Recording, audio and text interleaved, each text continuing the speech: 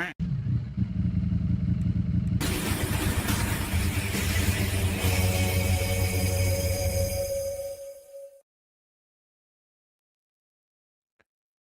right. Here we go. Today is a very special day. All right. We've got Josh and Bryanna Everitt that are going to be coming on here in a few minutes. But first, I want to talk about some projects that we got going on our main channel, the Ducdads. All right. I've been working so hard on building this race Panigale V4 for this season.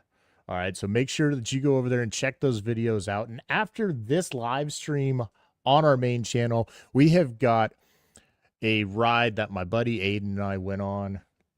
It was so bizarre. We were heading up to the mountains and a park ranger stopped us. I mean, we went to go pay for our entry into the park.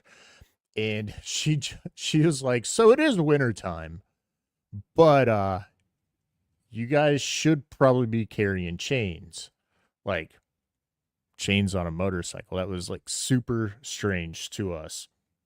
So that's included in that video, as well as we get into some like motorcycle exhaust talk. And then we had a ton of shenanigans, which you can expect anytime we're riding on the street. All right. So, and then I also got to talk about it again. Every live stream I talk about it. We are going to Barber Motorsports Park with the Remix Racing Project, a MotoAmerica Super Hooligan team, and a nonprofit 501c company that promotes destigmatizing mental health and addiction recovery. All right, we're going to start from flying from here in Seattle, going down to California to Thunder Hill, where we'll be able to hop on the racetrack down there during a track day. And then we're going to be hitting multiple dealerships along the way from California over to Birmingham, Alabama. So make sure that you are following us on Instagram, where a lot of those updates will be posted, as well as I will be creating long form content during the entire trip, which will span from the 7th all the way until I believe the 17th is when I'll finally get back to Seattle. Mike will be joining me for part of this trip. This is going to be a massive, massive project, and we are excited that you guys will be following along with that. And if you're interested in helping out along with it, you can either email the Remix Racing Project or myself at ridewithus@theducatidads.com. Now, I've also got to give a shout out to our sponsors who have been helping me with this Panigale race build: Woodcraft, EBC Brakes, Vortek Racing, Warhorse HSBK. They have all been clutch in providing me with a racer program pricing. So make sure to check them out. Almost all of them, if you use the code DUCFAM, DUCFAM, in the discount box, you will get a discount. And some of them, yes, we get a little bit of a kickback, and we can call that supporting what we do here on the channel. All right. But without any further ado, let me introduce Josh and Bryanna Everitt. All right. Both of them race on the MotoAmerica stage. This is awesome. All right. So now, for Josh and Bryanna Everitt, racing isn't just a sport. It's a shared way of life. As a husband and wife team, they've built a partnership that thrives both in the paddock and at home, fueled by the same values that define every successful race program: teamwork, trust, and a relentless pursuit of improvement. Their journey blends passion with purpose. Josh brings years of performance development and racing experience, while Bryanna combines her growing racing accomplishments with an impressive technical understanding of motorcycle setup, data, and racecraft. Competing in the Royal Enfield build, train, race program and beyond, she represents the next generation of women in motorsports. Together, they're proving that success on two wheels is built from the ground up through dedication, adaptability, and mutual support. But their mission extends beyond results on the racetrack. The Everitts are deeply committed to giving back to the racing community, coaching new riders, volunteering with regional flat track organizations, and mentoring young competitors as they chase their first podiums. Their goal is to help grow the sport by sharing hard-earned knowledge, building connections, and supporting the next wave of racers. From late nights in the garage to long weekends at the track, every step is part of their mission to inspire others to chase their own goals and to show what's possible when two people share one vision. Whether in motorcycle racing, flat track, or endurance competition, the Everitts are building more than a race program. They're creating a life together on two wheels. Now, let's welcome them to the stage. Hey, guys. Hi, Tim. Hey, how are you guys doing?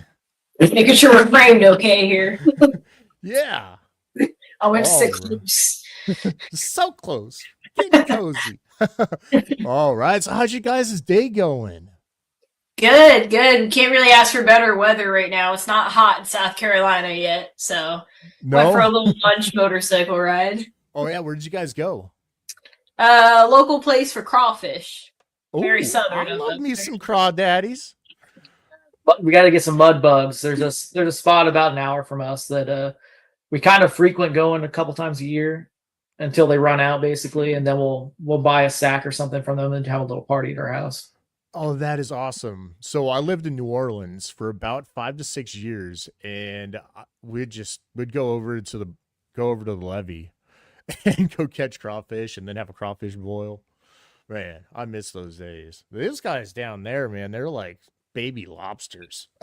Yeah, that's so far the catch for them this year has been really good. And shout out to South Carolina Crawfish Company. They always hook us up. They're great. Oh, nice. That is amazing. Yeah. So, did you guys go to Coda for the testing? No, you guys weren't able to make it over there. I mean, I think it's 17 hours for us. So that's a little brutal. If it's in our budget, it's going to be for the MotoAmerica round, not the MotoGP round. Well, so they were doing the for MotoAmerica the test, yeah. Over there. Yeah. It was a week after Daytona, though, right? I don't. This is the first time we've been home in a month. So it wasn't even on my radar. Yeah. You're like, I'm home. I'm chilling. I don't want to go anywhere. Unfinished project. Vacation.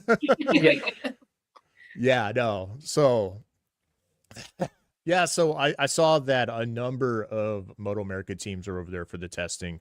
Same with my friends from the Remix Racing Project, Jeremy and Shayna. They had posted a bunch of pictures and videos from them going over there. I just thought that was an amazing opportunity for teams to be able to go there and be able to practice and get some seat time. But so what have you guys been doing this off season? Working on bikes. Yeah.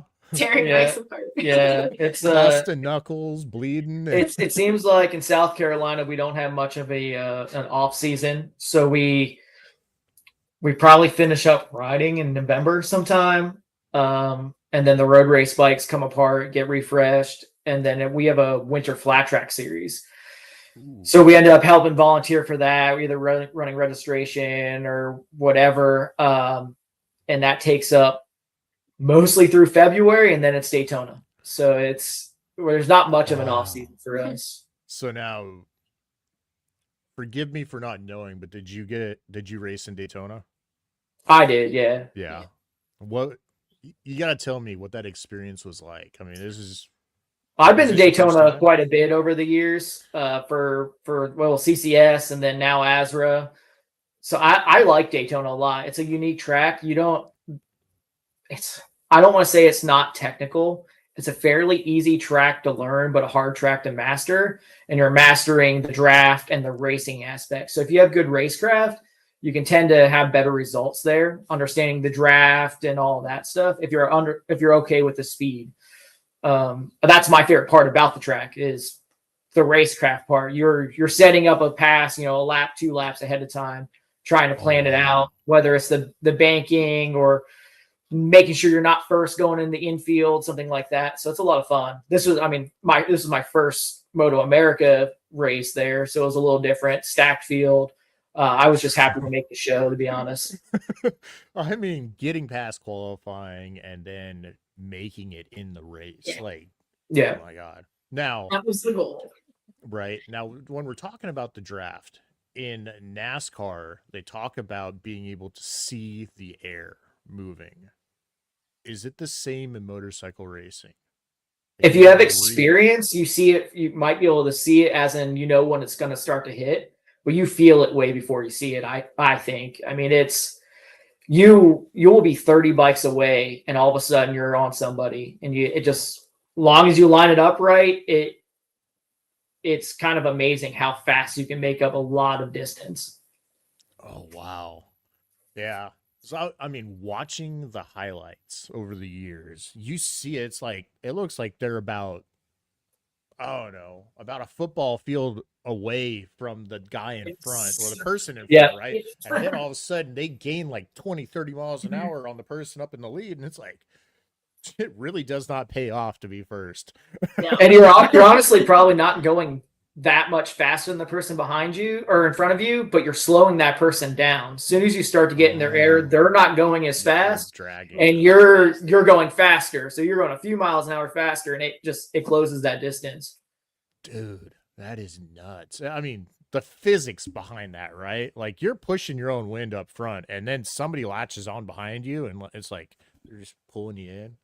Yeah, like all of qualifying, I rode by myself. I didn't really catch a draft. I just was kind of staying on my lonesome. Didn't want to really get into it. Your crew chief told you to ride with people. I know, she was like, you need to get in somebody's draft. But I was just worried about making sure I got comfortable in the Dunlops because they're new to me. But I ended up dropping 2 seconds just in a draft. Oh yeah, no, I mean, you get that slingshot, man. It's like a shot of nitrous. Yeah, it feels like it. It feels like it's once you get your head off. I bet. I mean, I can't say that I've really experienced that much that I can talk on online about racing and going fast enough to be able to get in behind somebody, to be able to get around them. But there's all that. But so you guys are the first MotoAmerica riders that I've ever talked to that actually ride on the street. Yeah.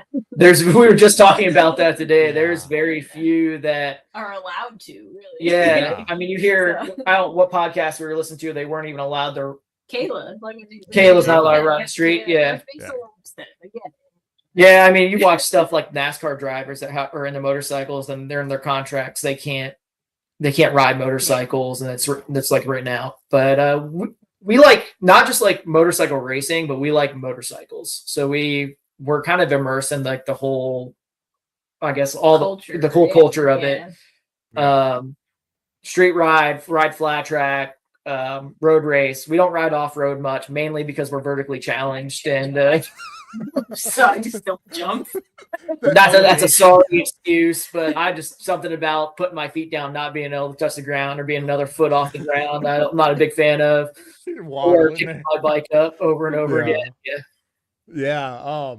Well, no, so I think that right there is really interesting because I talk a lot about motorcycle safety on the road, which is part of the reason why I got into racing and why I wanted to promote track days. And if you're interested in racing, showing that progress, getting into a club level, right? And so having your perspective from being professional motorcycle racers and also riding on the street, that right there is really interesting to me because you can talk from an expert source of how being on the racetrack goes and improves your situational awareness when you're riding on the street.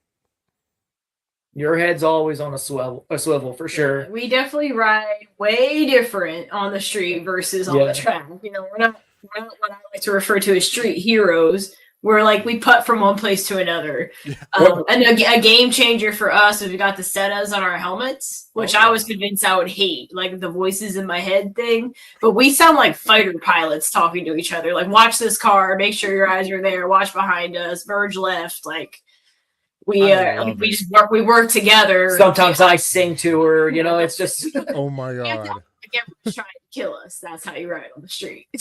That's no, so I use Cardos, which is the same thing, right? Yeah. Communication devices for motorcycle riders, and they greatly improve your ability to be able to communicate and be able to relay, what you're seeing, what the other person is seeing out on the road, being able to call out hazards real time, and then if a car's coming or if you're going to turn, like, you know what, we were going to turn in up there. See this. Let's turn here. You're able to communicate real time with that, and it helps because then you don't got somebody who's playing catch up for whatever reason, right? You got behind a car or got stopped at a red light, and then they're like, "Oh man, I got to catch back up," not knowing that the person that they're following just turned, and then the person who's leading doesn't know that person got caught up. Where with communication systems like Cardo or Senna, you're able to go and say, "Yo, hey, I got caught at the light," and then the other person's able to go and say, "Hey, well, I just turned over here, or I'm going to pull off to the side and I'll wait for you." And one thing that I was able to, like, one of the reasons why I'm a big proponent of it is I was leading a group ride, and one of the guys in the way back, he ended up in a ditch. We're not sure how. He said that something got into his eye, and he lost track and ended up falling into a ditch. His bike flipped over on top of him. The 4 others that were behind me turned around, and the only reason why we knew that he'd went down is we heard him hit the ground through the Cardo. So it was just like, ugh. And we were like, that kind of sounded like somebody went over. So we all turned around, and the others had passed him. And I was like, "Yo, hey, buddy, I'm coming back. Where you at?" And he's like, "I'm right over here. Don't leave me. Don't pass me. I can hear you coming. Please, please." And I was like, all right. And I saw his brake light for his bike facing me. So his bike went and flipped over, head over heels, was sitting on top of him. He's in a ditch next to a guardrail. Without the comm systems, we might have went back and forth a couple of times, wasting precious time finding him, because we ended up having to get him an ambulance to come out and take him. He ended up chipping a bone in his hip as well as fracturing his leg. It was a really bad situation, and before anybody jumps in the comments, we weren't hooning. But hey, Chris, what's up, buddy? I see you in there. But yeah, no, we weren't hooning through the canyons yet. We were going to, but we weren't going to do anything crazy. But we were just taking it easy going on through there, because we knew that we had somebody in our group who wasn't as experienced, and so we wanted to make sure that they're able to stay close. And then, well, he ended up in a ditch. But without the comm systems, that would have been bad. But that's how we communicate too. Is we're like pothole over here, gravel on the right hand side. Yep. There's a car up ahead. We're going to pass them. Watch out for this vehicle over here. So that they're super cool that you guys communicate the same way. So tell me a little bit about yourselves. I'm not quite sure how we're going to structure how we're going to do this, but where'd you guys grow up? We grew up in the same hometown of Milton, Pennsylvania. Milton, depending on how you want to say it. Milton. Yeah. Milton. There's no ing there. It's just en. We call it Pennsyltucky. You got Philadelphia and you got Pittsburgh, and in between is Pennsyltucky.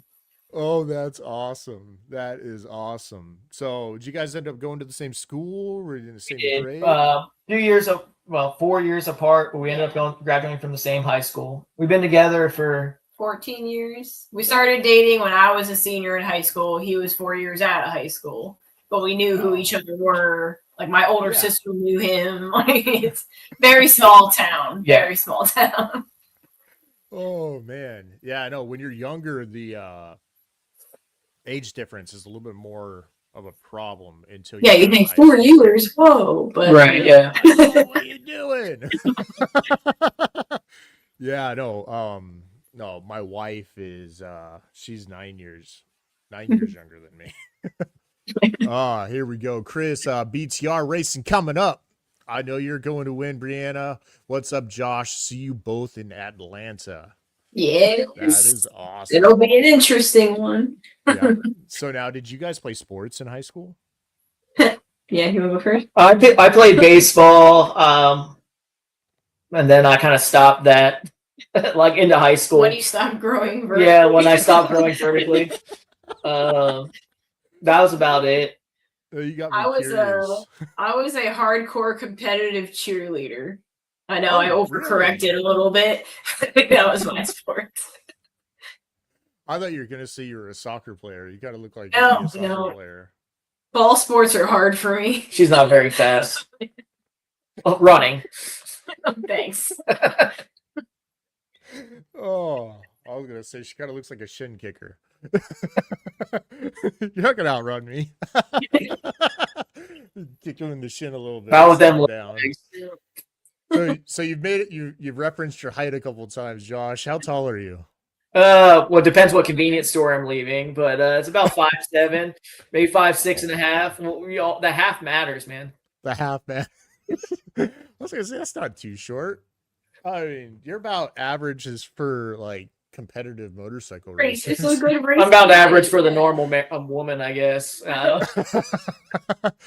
I know. I'm 6 foot, and yeah, no, I'm like, man, how the hell am I gonna keep up with all these guys that are like able to tuck up behind, a bubble screen? Now I like to feel say like I'm a twice giraffe. the man I once was, but I keep growing outward, not upward. Oh, it's balance. It's ballast. Yeah. Well, we move south, and the Yeah. humidity down here keeps shrinking my suits the longer they stay on my hanger. Yeah, I like to say it's the sweat. The sweat causes them. Yeah. Oh, all right. So, now has motorcycling been a part of your guys' lives since you were young? Like when I've did been you guys riding get off and involved? on basically my whole life, whether it was dirt bikes when I was a kid. Everybody always says they ride dirt bikes, but Pennsylvania, we had access to four-wheelers, motorcycles, dirt bikes, tractors, whatever. That was whatever part thing of the with culture, wheels. right? But I didn't get into really riding motorcycles until I was probably 16 or 17. My grandpa had an extra bike, and he's like, "You want to go ride on the street? Don't tell your mother." And I'd hop on his Sportster, and he'd hop on his Dyna, and we'd ride around and go visit his buddies and stuff. Yeah. And then I didn't buy my own motorcycle until I was 21. Oh wow. And what about you, Yep. Bryanna? So I started riding when I was 18 after I met Josh. So he got me into Like- this. You're No, like so this he guy had- right here. He had his Triumph 675 that we actually own again. We bought it back. But he had it on the street. I rode on the back of it twice, and I'm like, I want to do this. So I got my high school scholarship money, like the awards I got, because I was like super good at high school apparently, and not great at college. It's fine. But good enough. Valley Victorian over here. But yeah, so I took that scholarship money and I bought a 2005 Ninja 250, and he taught me how to ride in our high school parking lot. That's awesome. Yeah, we've always been riding together ever since. Like in whatever way, shape, or form we were riding, motorcycles have been a part of us. Oh wow, that is freaking cool. All Forever right, so, poor. Yeah. All right, so if you're watching right now, go ahead and like, comment, and share this. All right, we got a few people in here. Let's get this shared around. All right, hit that little share button, and then comment where you're watching from. Let us know that you're in here. All right. So then, getting into motorcycle racing, where did you get your start? So I bought that Daytona, that 675 I had back then, with the intentions of going to do track days and go racing. I didn't have, knowing what I know now, if I had somebody to gravitate towards, that did that already, I wouldn't have gone that route. But at the time where I was at, nobody raced motorcycles, at least that I knew of. Really? So I went and bought a brand new bike, well, a leftover bike, and told the salesman that I was like, yeah, this is my plan. He goes, yeah, right. We hear this all the time. And I rode on the street for like a year before I was able to do a track day. Finally could save up enough money, between paying college loans and all that stuff. And did my first track day. Bryanna went with me. We towed the bike with a Harbor Freight trailer. no, I think we used another trailer, like a utility trailer, and a Volkswagen Jetta. Drove all the NJMP, and that was pretty much the end of it because I did it, and then the next time Brianna's like, I want to do it. So that's awesome. That we drove to Brooklyn, New York, and bought her CBR 600. Bought her a track bike. And our very next track day, we did a weekend with an old group. It was Team Promotion then, but it was a Triumph 675.net track day. And Bryanna had her CBR. She could only, I don't want to say we were poor, but we were all funding this ourselves at 18 and 21 years old or 22 years old. So we could only afford like one day or I did 2 days. I did 1 day, yeah. And that was basically the start of it. We kind of got immersed into that culture, made a great group of friends with that group, with TPM and Absolute. And you coached eventually. Yeah. Then it took me a year to work myself up through or a season to work myself up through the classes, and basically she was always like a 1 track day or 2 track days behind me before she would get into the next group. Oh, wow. That's freaking cool. I mean, to be that close. Yeah. And so I started a couple times. Yeah. When she started getting closer, I needed to make sure I went faster. Right. You're like, hold on. We can't have this. Yeah. So I think this is going to be the year. Yeah. Right. So now Bryanna goes pro. She's in BTR. When does that happen? Yeah, she likes to remind me that she got her pro card first. Yep. No matter she's how got to represent. She needed you in the pits helping her out. So no, he's not allowed to touch my bikes. Yeah. I'm a mental coach. Yes. So then tell me about BTR and Royal Enfield.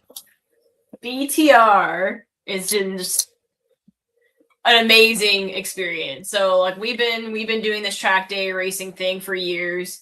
I did track days more than I did racing up until 2024 when I finally started gritting up. But I always helped Josh with his racing, and I love that. Always had a passion for it. Like the rider isn't, you see these big MotoAmerica teams. It's not just the rider. They have a team behind them, and I was really proud about being his team. Love it. But it became very apparent to me we would help with a couple of Daytona 200 teams, and the rider would say, I feel this, and I didn't know what to do about that. Like, I need to start racing. I need to really understand the feel. So I got into it. I was applying to the BTR program kind of since it got road racing, or since they went road racing, because I'm like, this would be perfect for me. I want to learn this. But after having a year of actual racing under my belt, I got in. So 3rd-time applicant. So if anyone on here is watching for that aspect, don't give up. If you didn't get in right away, you never know. There's a bunch of girls that get in after a few times. But I thought I knew a lot about bikes. And I think I did. I still, but I've learned so much more. I'm always learning more. And especially that feel part. Like now, okay, if I'm on the Royal Enfield, which is a weird enough bike as it is, I really have to focus on the feel. What is it doing? Hi, Dad.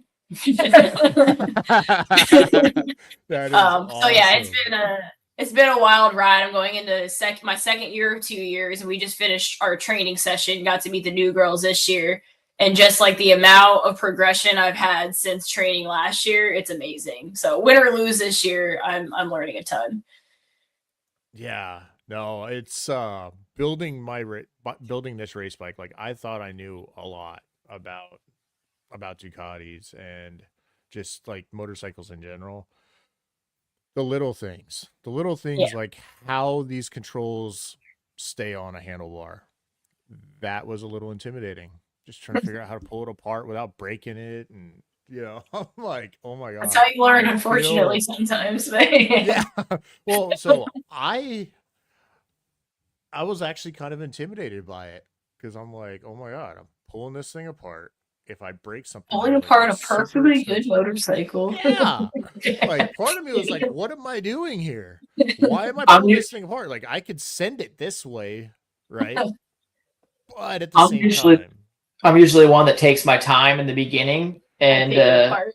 she's the one that's begging me to take it apart and rip parts off of it. Need these lights on. We got her race bike, her personal race bike, the ZX4RR.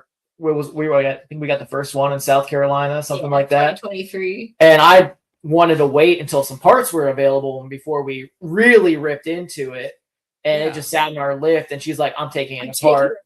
And like one day I'm home, and like it's just brand new OEM parts like all over the parts place. explosion. Yeah, yeah.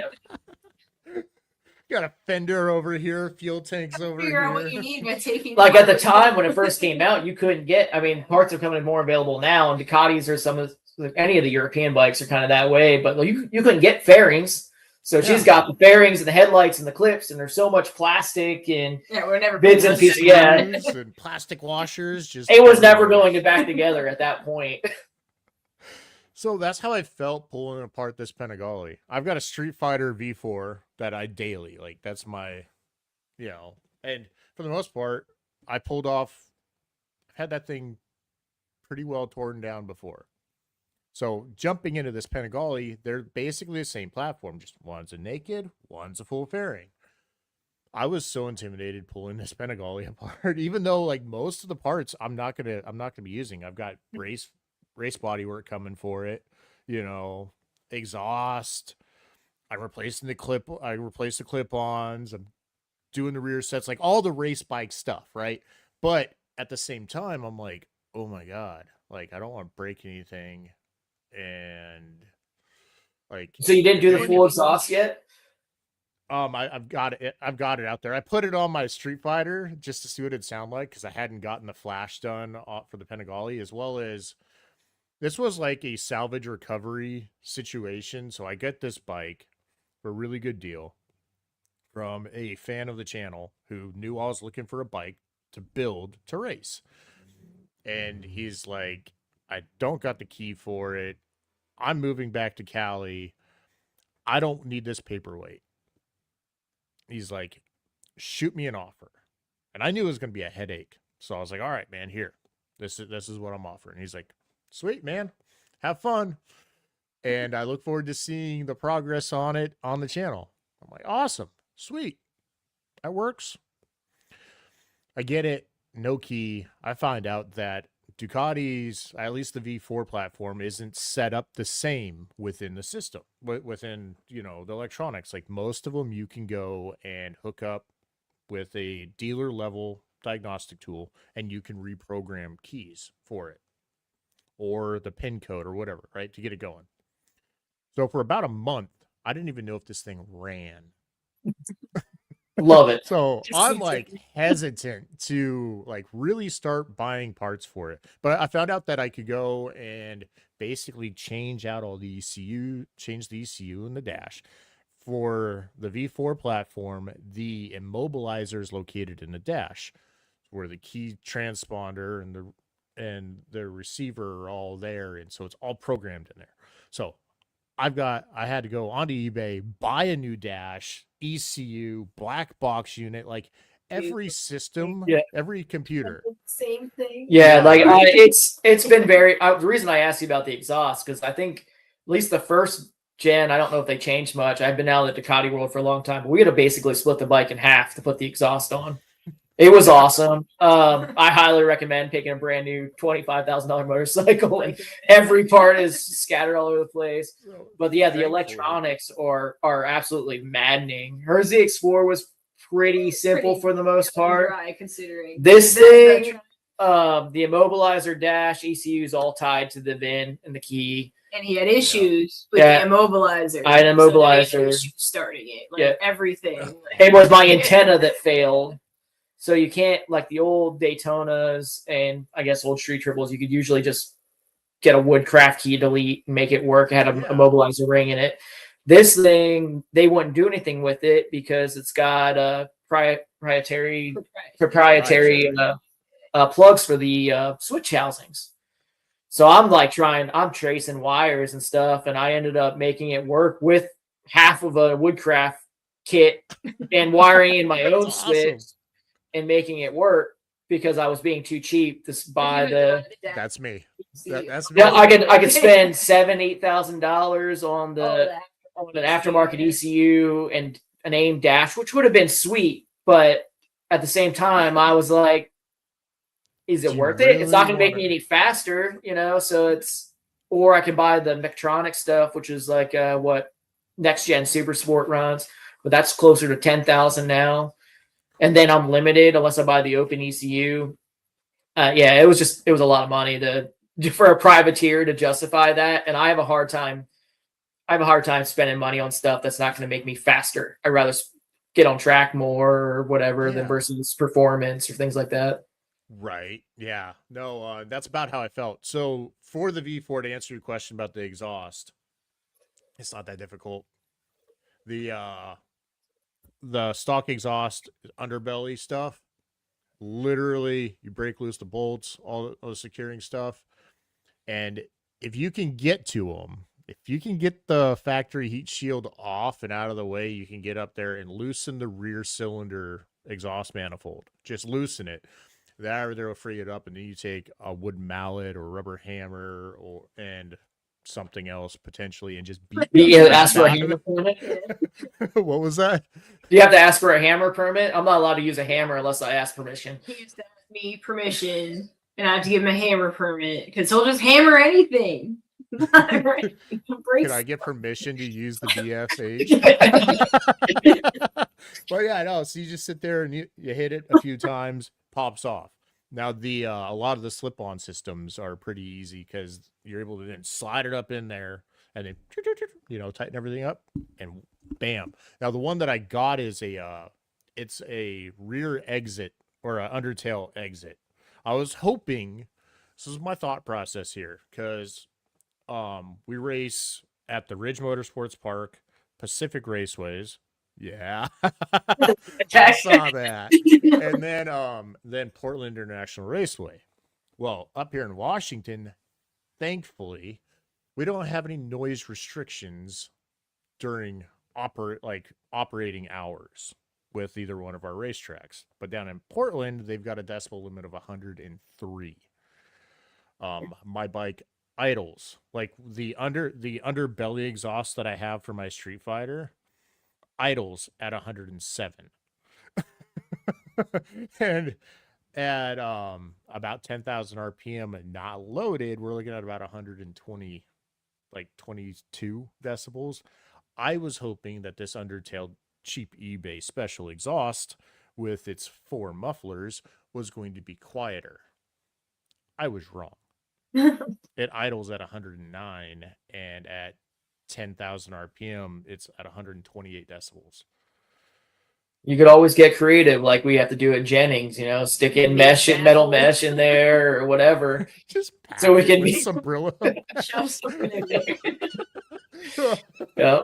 Well, I mean, so I was thinking about that, right? It's got the wire or the little checker freaking, pot pie looking cover right over the end. I was like, man, I could go and try to fabricate some sort of DB killer. But what a lot of the racers do is when they hit the bridge, they just let off. Yeah. I don't know if I would be able to do that, but I don't know. I might just go down there for that round, film it, and hope that I get kicked out just because. I was or gonna say, get what's black the flag. punishment? Like Yeah. a slap on the hand? Do you get Yeah, banned right. from Like, am I games? getting Like, fined? I don't think we ever got in trouble with Jennings. I mean, I you don't. just got a slap on the Yeah, hand. you're and they like, hey, suck you so need to your make that results. quiet. Yeah. So apparently they give out warnings at 101, and then if you come back, then you get black flagged. I'm sitting there thinking, since I'm documenting this whole journey, that'd be one hell of a story to go and bring onto social media how I got black flagged at a racetrack for being too loud. Some housing developments, man. They're ruining Yeah. tracks everywhere. Well, I mean, this track's been around there in the Portland area before everything developed around Yeah. it. That's And what then happened. everything Yeah. comes in and they're like, They move the in and complain. racetrack's too loud. Already there, yeah. It's a common thing everywhere. I mean, even in the South, where you think racing, dirt track racing has started, and they still have issues with that stuff. Curfews. Yeah. My dad Right. was harping on about a track.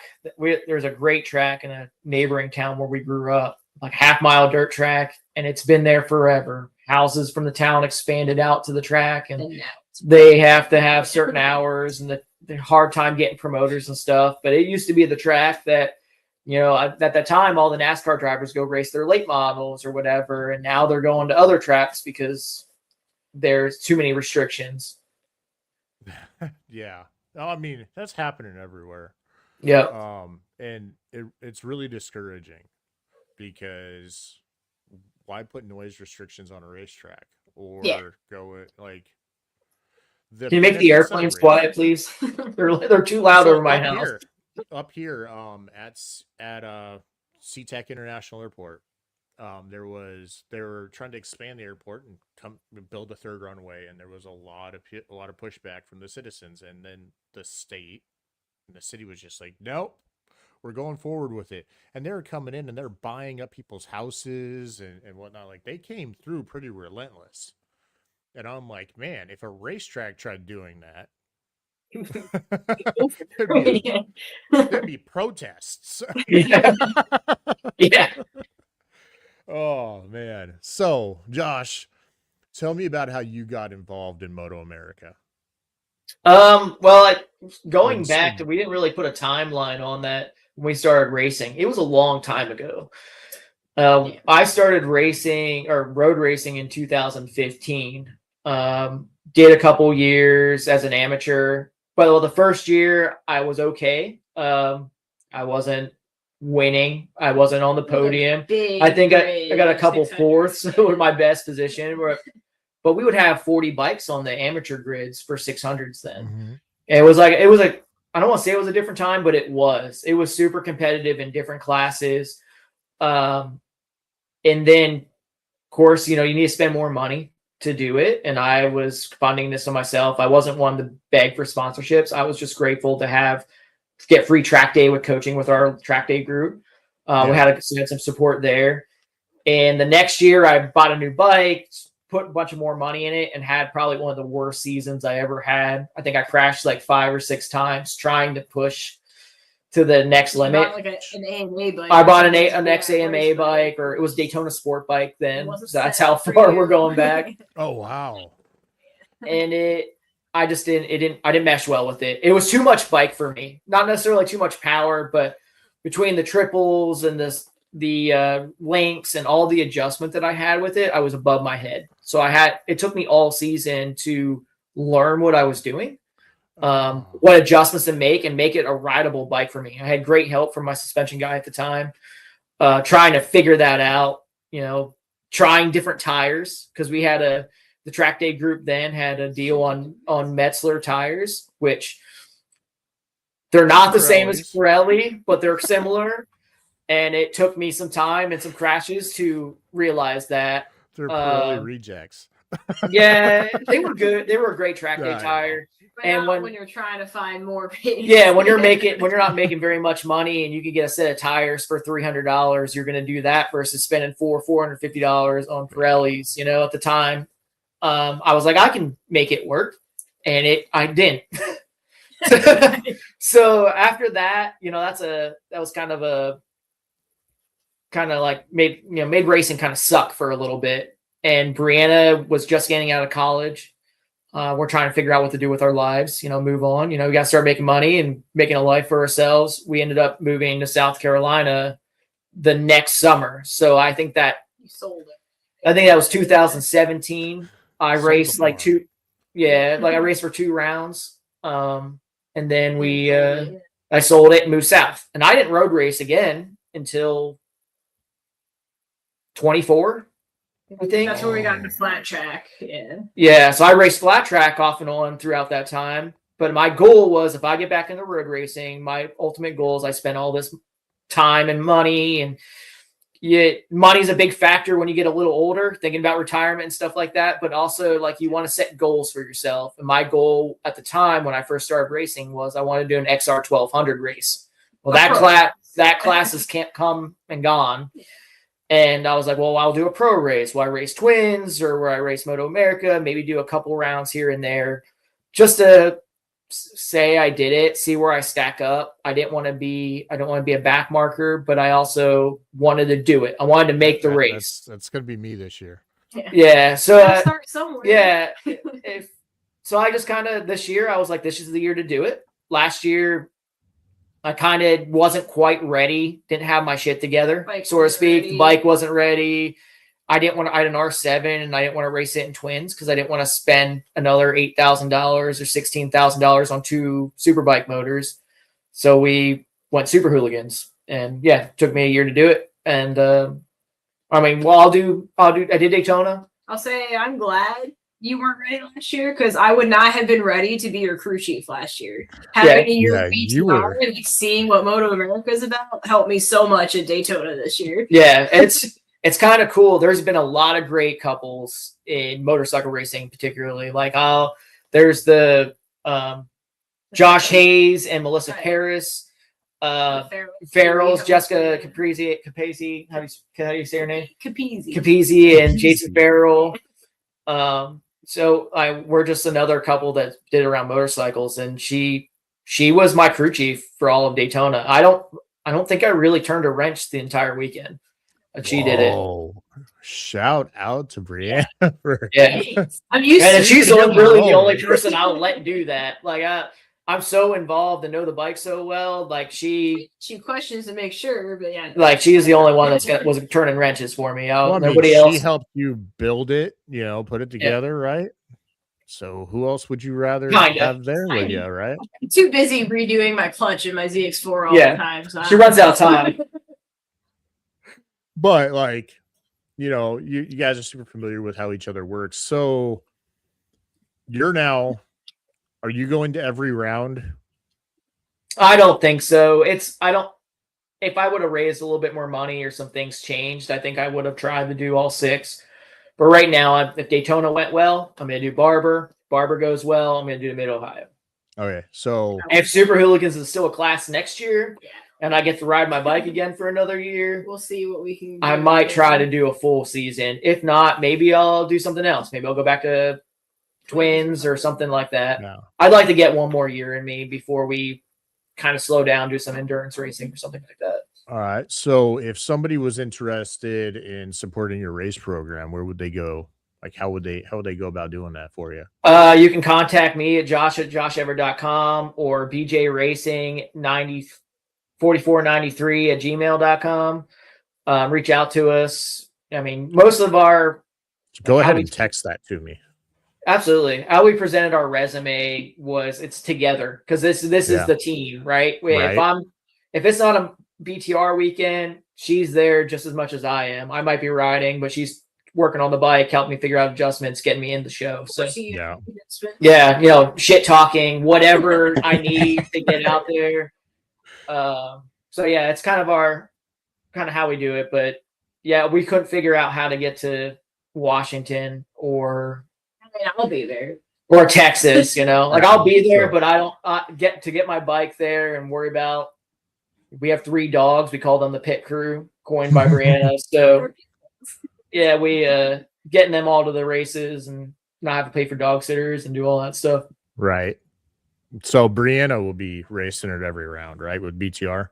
The 4 that we do, yeah. The 4, yeah. Well, So Mid Ohio, if he does do Mid Ohio, that's going to be very interesting for him to figure out because it's also a BTR round. So I can't be his crew chief. So you're on your own. You're gonna have to turn a wrench that weekend. yeah, you're gonna reach out to somebody, man. Find somebody that's interested in helping you out. I mean, sometimes just a motorcycle mechanic that is like, gets the opportunity to go turn a wrench in a MotoAmerica pit. Like, that was me for BTR. I'm like, please let me be in there. Yeah. I mean, that would be me, right? Like, just that opportunity for that experience. Now, obviously, there's a lot going on. There's a lot riding on that, so you got to take it seriously. You're not just there to party. Like, you got a job to do. Well, it is hooligan racing, so you should party a little bit, I think. I mean, I don't think you should, not, being a hooligan if you're going to go super hooligan racing. I mean, that's just me. But I mean, I love naked bikes myself. I think naked's better, but that's why I got my Street Fighter, man. Because I took the Panigale out just to kind of shake it down last night, just a little bit, right? Finally got it running, got a working dash on it, and I'm like, all right, I gotta take it out. I took it down the street, put some fuel in it, went around the block, came back, and being on a full fairing motorcycle after riding my Street Fighter for almost 4 years now, oh my god, it was different. I was like, this is so weird, my street triple makes way more horsepower than my 675 did, but I'm a mile an hour slower in Daytona. And last year, before we, did some motor work and things like that, I was 7 miles an hour slower. Oh wow! So that fairing, that you don't think about it, but that top speed, that aerodynamics does make a difference. Oh yeah. I don't know how much technically, if say if some top rider went out back to back on the same bike, like a Street Fighter and a V2 or something, but yeah, that top speed, it just seems like there's a little bit more there. Yeah, I mean, my butt dyno told me that the Panigale is a lot faster. I mean, I didn't really get it out of.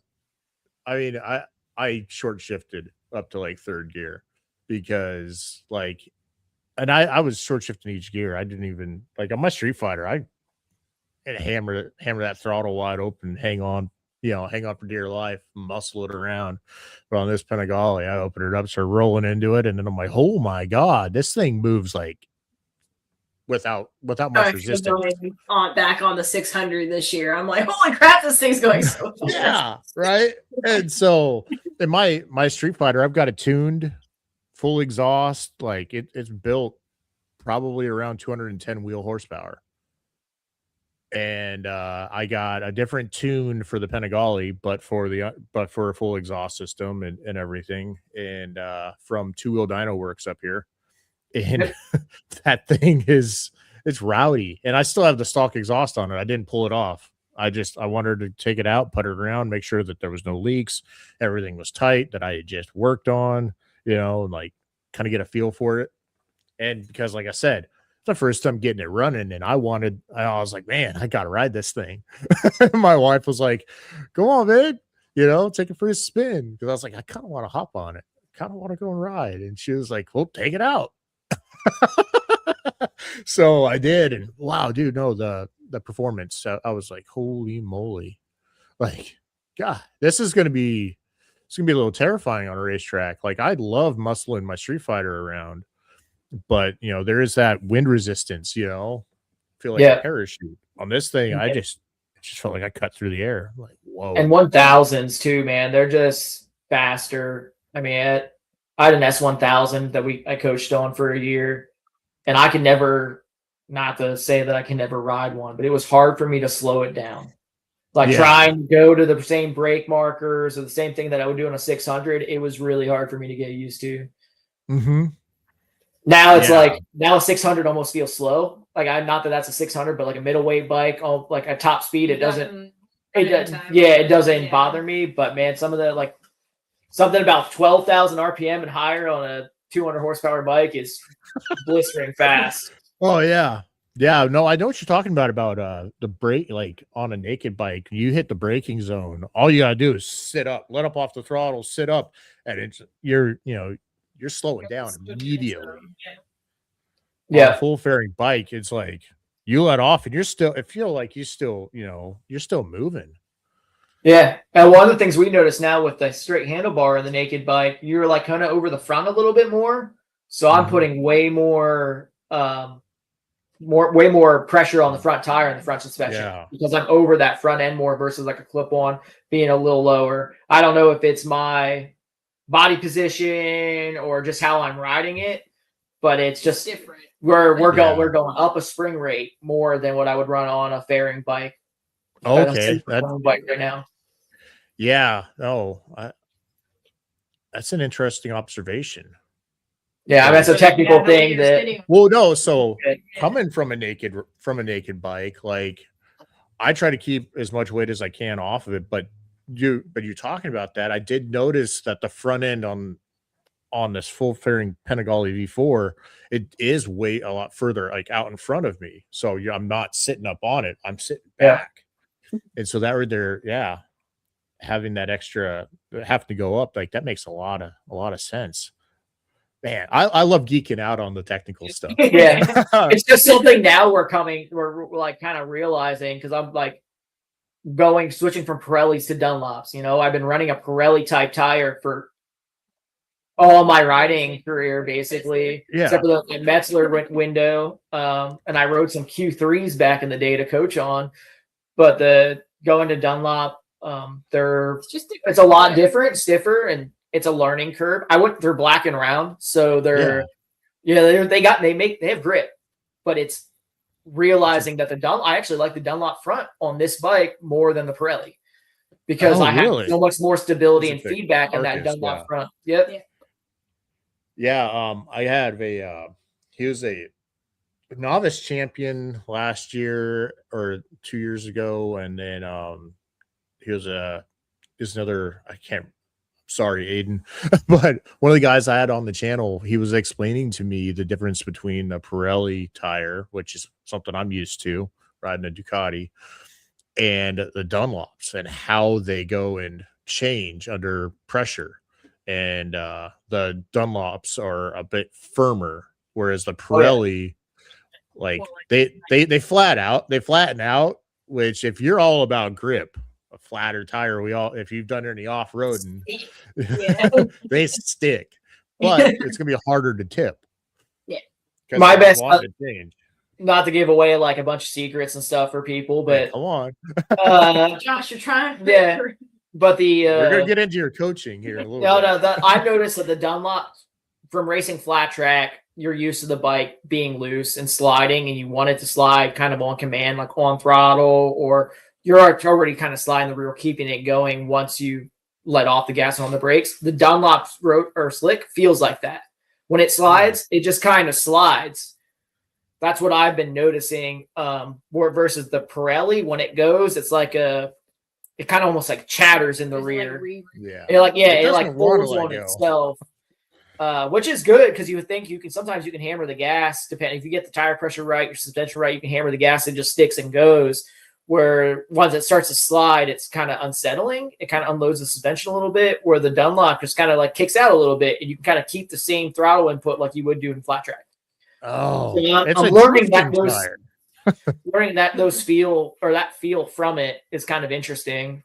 Okay. And I'm not an expert. I'm just trying, that's what I'm noticing. I'm trying to qualify and trying to interpret what I'm feeling out there and trying to explain it to other people. Whether it's just tech guys or whatever.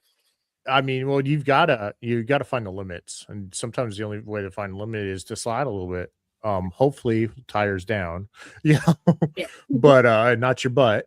You know what? Did you see that? There's a short or a reel going around on Instagram of the dude who slid in jeans on the ground and looked like a baboon. Yeah, I did see that. So bad. I was more or less. I thought you were going to mention the Quartararo crash. No spoilers, but he kind of just fell off, but the bike stayed up. Oh wow! I don't think I've seen that one. Yeah. Dude. But yeah, the bike's like later. I happened in the WCR. the women's race too. Oh, really? Tell me about Post that. run. She lost the front, it regripped. She went down, the bike kept going. Yeah. All right. So Bryanna, tell me about your first year doing BTR. What was that experience? I know you've talked about this in other podcasts, but So I've been riding a long time. Riding, not racing per se, but riding a long time. So you go in like, oh, I'm gonna crush this, The Royal Enfield GT650, while a very fun bike, feels very different than anything else that you've ever ridden, I promise. Unless you've ridden that bike. So definitely going into year one last year, there was a learning curve. I immediately got a little bit comfortable on the bike, but I couldn't find that next level. yeah. So I was 8th place, which was good. I was top new girl like every time, but I could not get past 8th place. Like, what is going on here?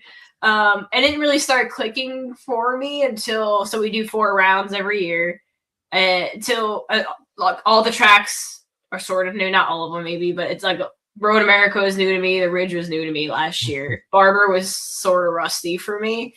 But going into the Ridge, which was round 3 last year, maybe partially why I love the Ridge, but I also just really like that track's so fun. But it started clicking. Like I started feeling the bike more, fighting it less, going faster, taking more speed. And I broke that 8th place. I think I qualified 7th, finished with the 5th as like my best finish up to that point. And it started getting fun. I started like feeling it. Everyone learns at their own pace in the program. Like I was talking to a lot of the new girls last week at training, or I guess it was this week. I don't even know what day we're on. But they're like, they're being women. We're hard on ourselves. Why aren't we going faster? Why isn't it just coming naturally? The bike is weird. It takes time to learn. Some of them are picking it up right away, and some of them will take 2 or 3 rounds like I did to figure it out. So year one, all said and done, was very successful, I think, for me. I almost podiumed at VIR. I should have podiumed at VIR. Still haunts me. I study those races a lot. Hoping to finally get on that podium at Road Atlanta this year to kind of fix that little, drought there. But yeah, I'm really looking forward to year 2. I'm kind of picking up where I left off, and we'll see what I can do with it. Yeah. So what's your goals for this year? Short term and then long term goals for this year. Short term at Road Atlanta, I need to get on that podium. I don't care what step it is. I need to get on that podium. Like I need to feel when I messed up at the end. From there, I want to race. Like what you obviously go into racing and you want to win. In some level you want to win. I don't know how quickly these other girls are going to pick it up or how much they're going to pick it up. But what I want to win, but I mostly want to race. I want to be dicing it up with these girls. I want to practice my racecraft. Like it's not a good show. It's not fun for anybody if someone's just way out front. I don't want that fun either. So I'd say get on the podium for, hopefully at Road Atlanta. Race with these girls, dice it up, get a lot of that experience. And then of course the big goal is to win the championship. Racing's unpredictable. We'll see if that's in the cards this year. But I'm excited. Either way. Should be a good year. So which is your favorite of the 4 rounds? Which track? So this year we're at Road Atlanta, Road America, the Ridge in Mid-Ohio. I've never ridden Mid-Ohio yet.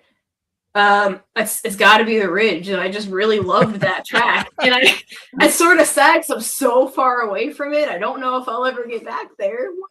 So I'm just gonna have fun there. Yeah, no, the track's pretty amazing. But I went there last year. I was there at the Ridge when MotoAmerica. I was there with the Vortek's team. They were like, hey, we're gonna be are you going to MotoAmerica at the Ridge? And I was like, no. And they're like, do you want to? And I was like, I yes, I do. So I Yeah. was there, and that was an amazing experience being there for Moto America. Like Mhm. there was so many people. It was so like, and so if you've never been to a Moto America race, it's not like what you'd think of for like any other sort of racing where like you're segregated away, like the fans are all in like the stands or whatever, right? Watching. No, you're able to walk on through the paddock, Great. See, walk right. up, hang.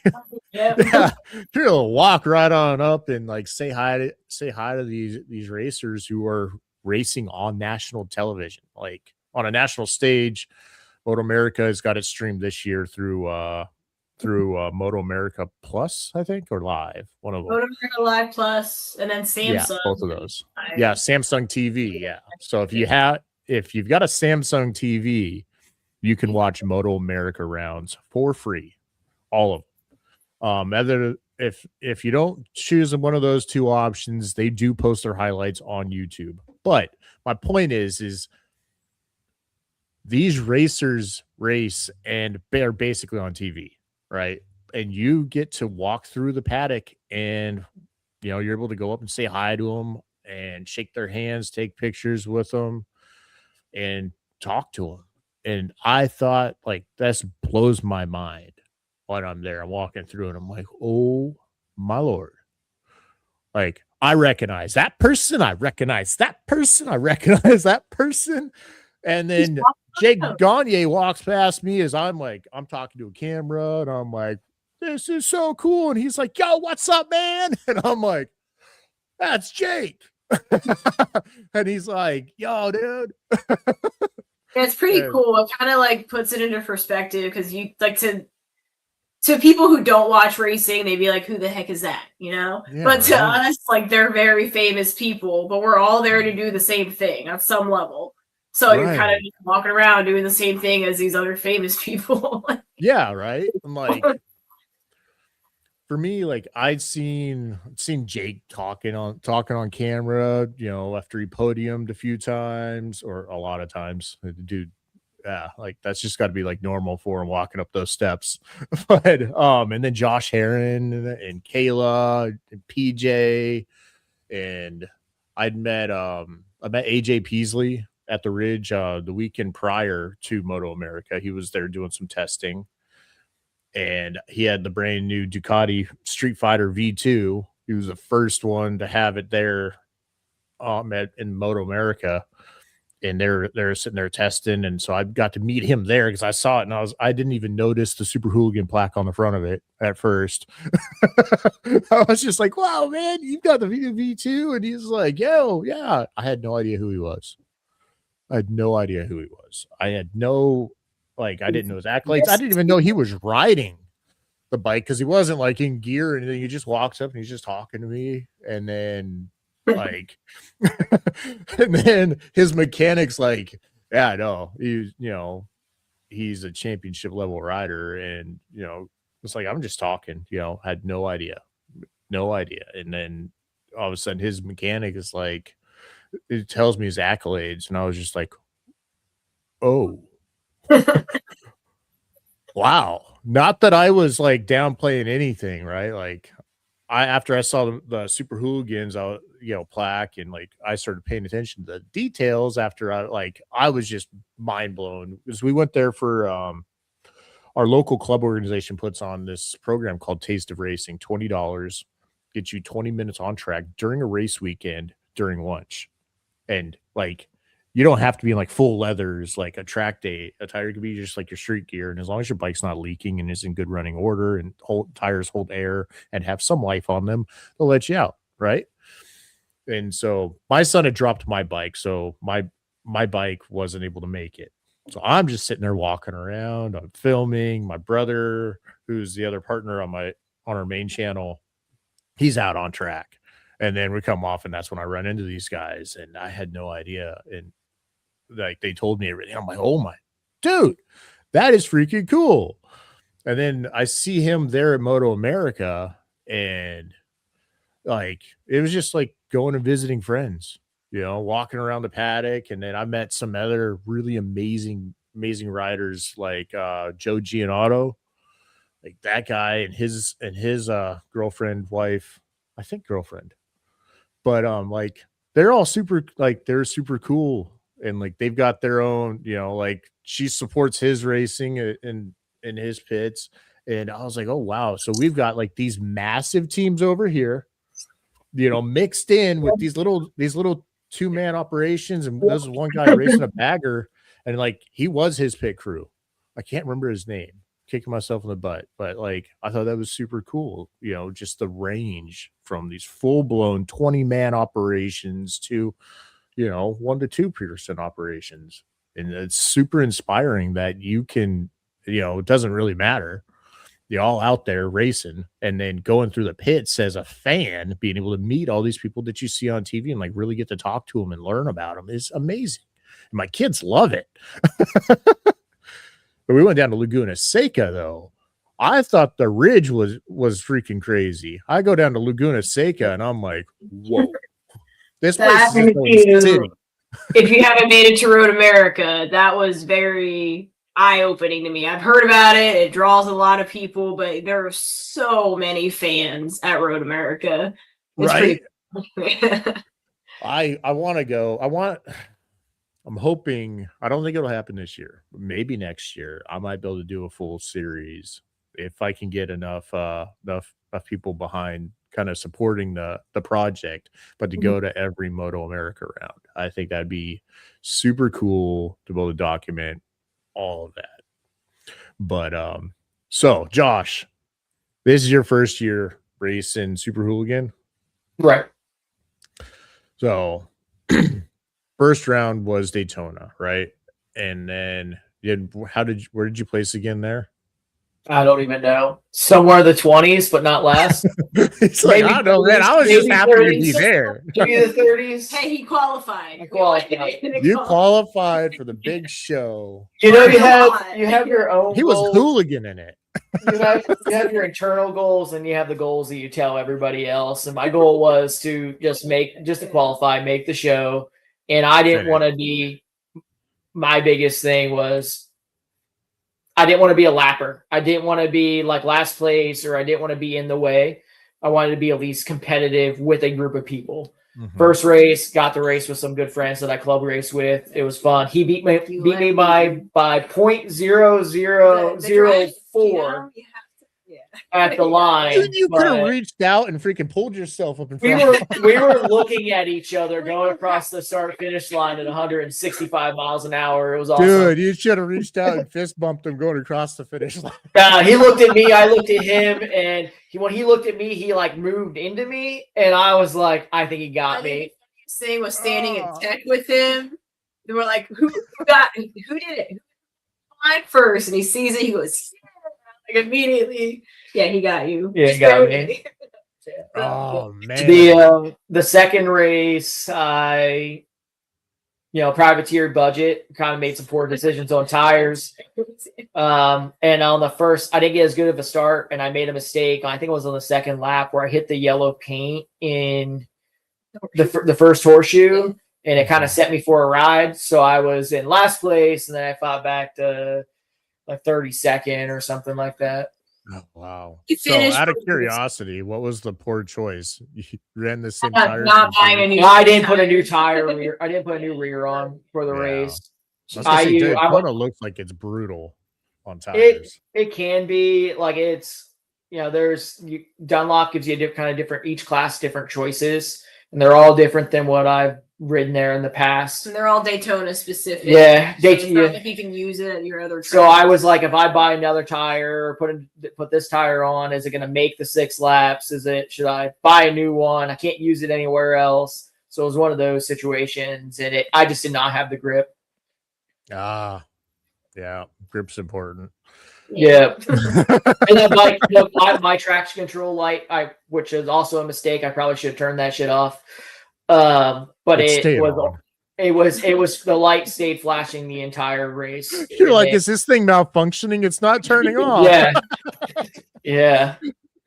I think I was like 4 miles an hour fast or slower on the banking on the sector 2 and 3 than I was in race 1 and qualifying. Oh, I believe it.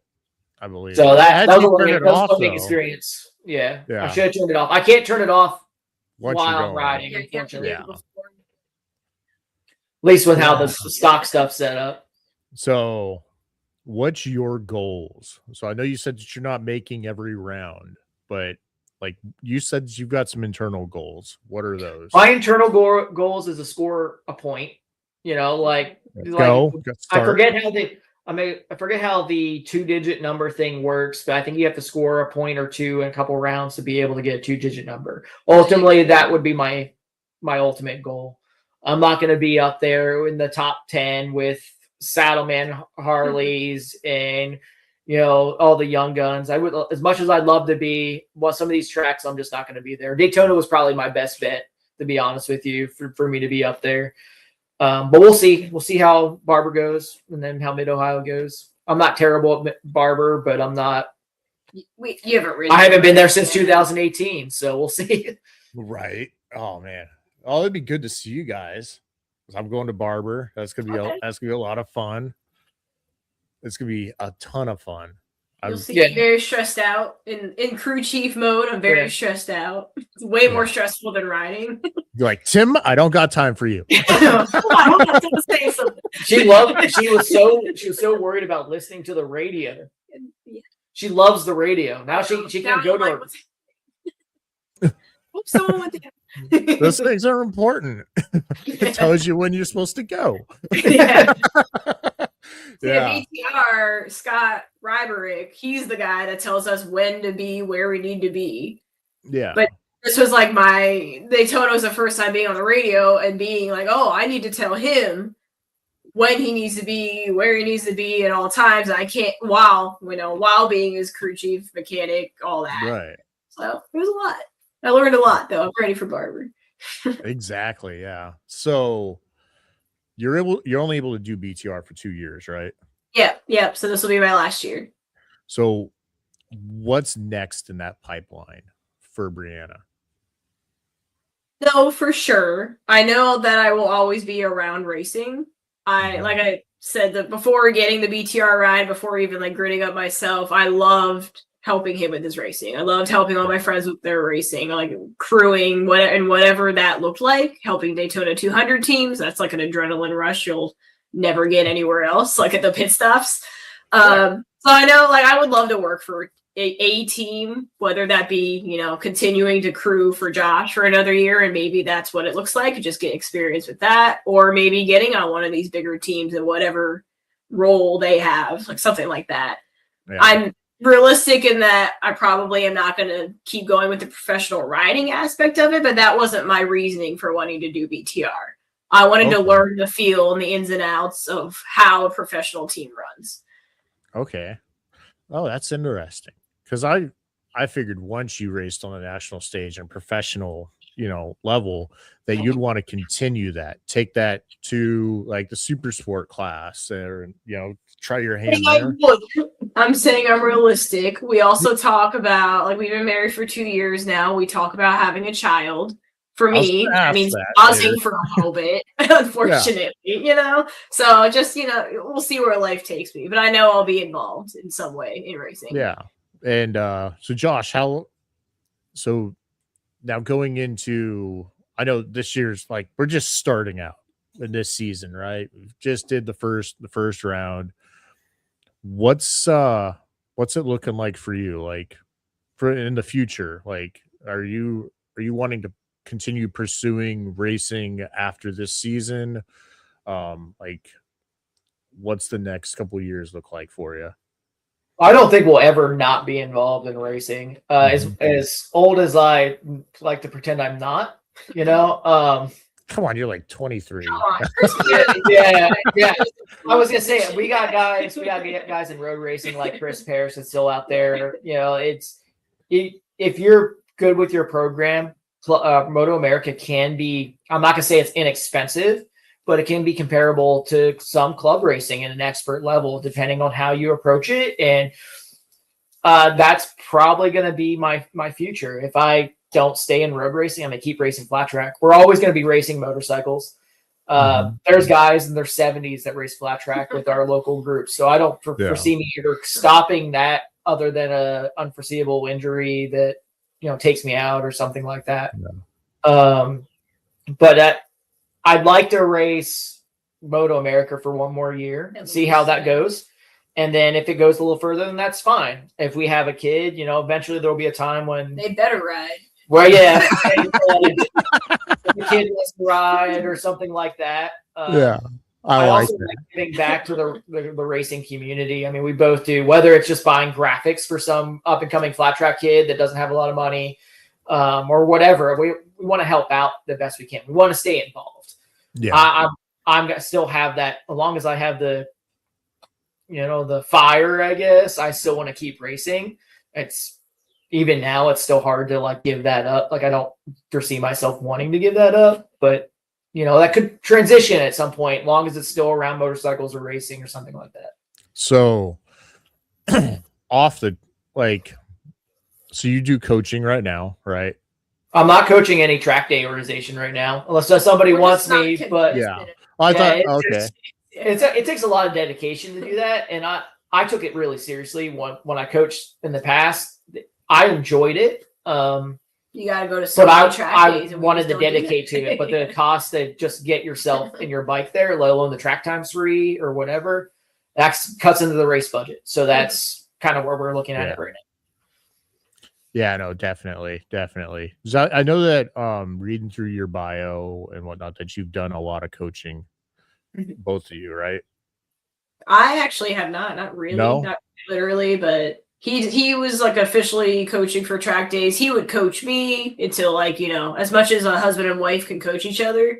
She was my secret weapon. If we'd go out, if I was doing novice or something, and I just wasn't getting through to somebody. They were riding well. You could see the potential. I'd pop her out into that class and be like, come ride with me. Just don't pass too close or be courteous, I guess. And as soon as they saw that ponytail flipping in the wind or something, all of a sudden they'd stop thinking. Now they're chasing the rabbit. They'd start doing what I've been telling them to do all day. And it worked a lot. I'd like now to they're say, chasing the rabbit. Yeah, it worked a lot more than you would think. And they weren't mad either. They were like, that. It'd have to be a certain person that I would do that with. But it did work, and sometimes people just get in their head and you kind of have to get through that, but I hopefully someday I'll be able to give back and do that again too. Because I really do miss it at some points. Okay. Oh, dude, that's amazing. I mean, being able to give back to the community is probably one of the most rewarding things that you can do for yourself. Yeah. Yeah. I just remember when we started riding,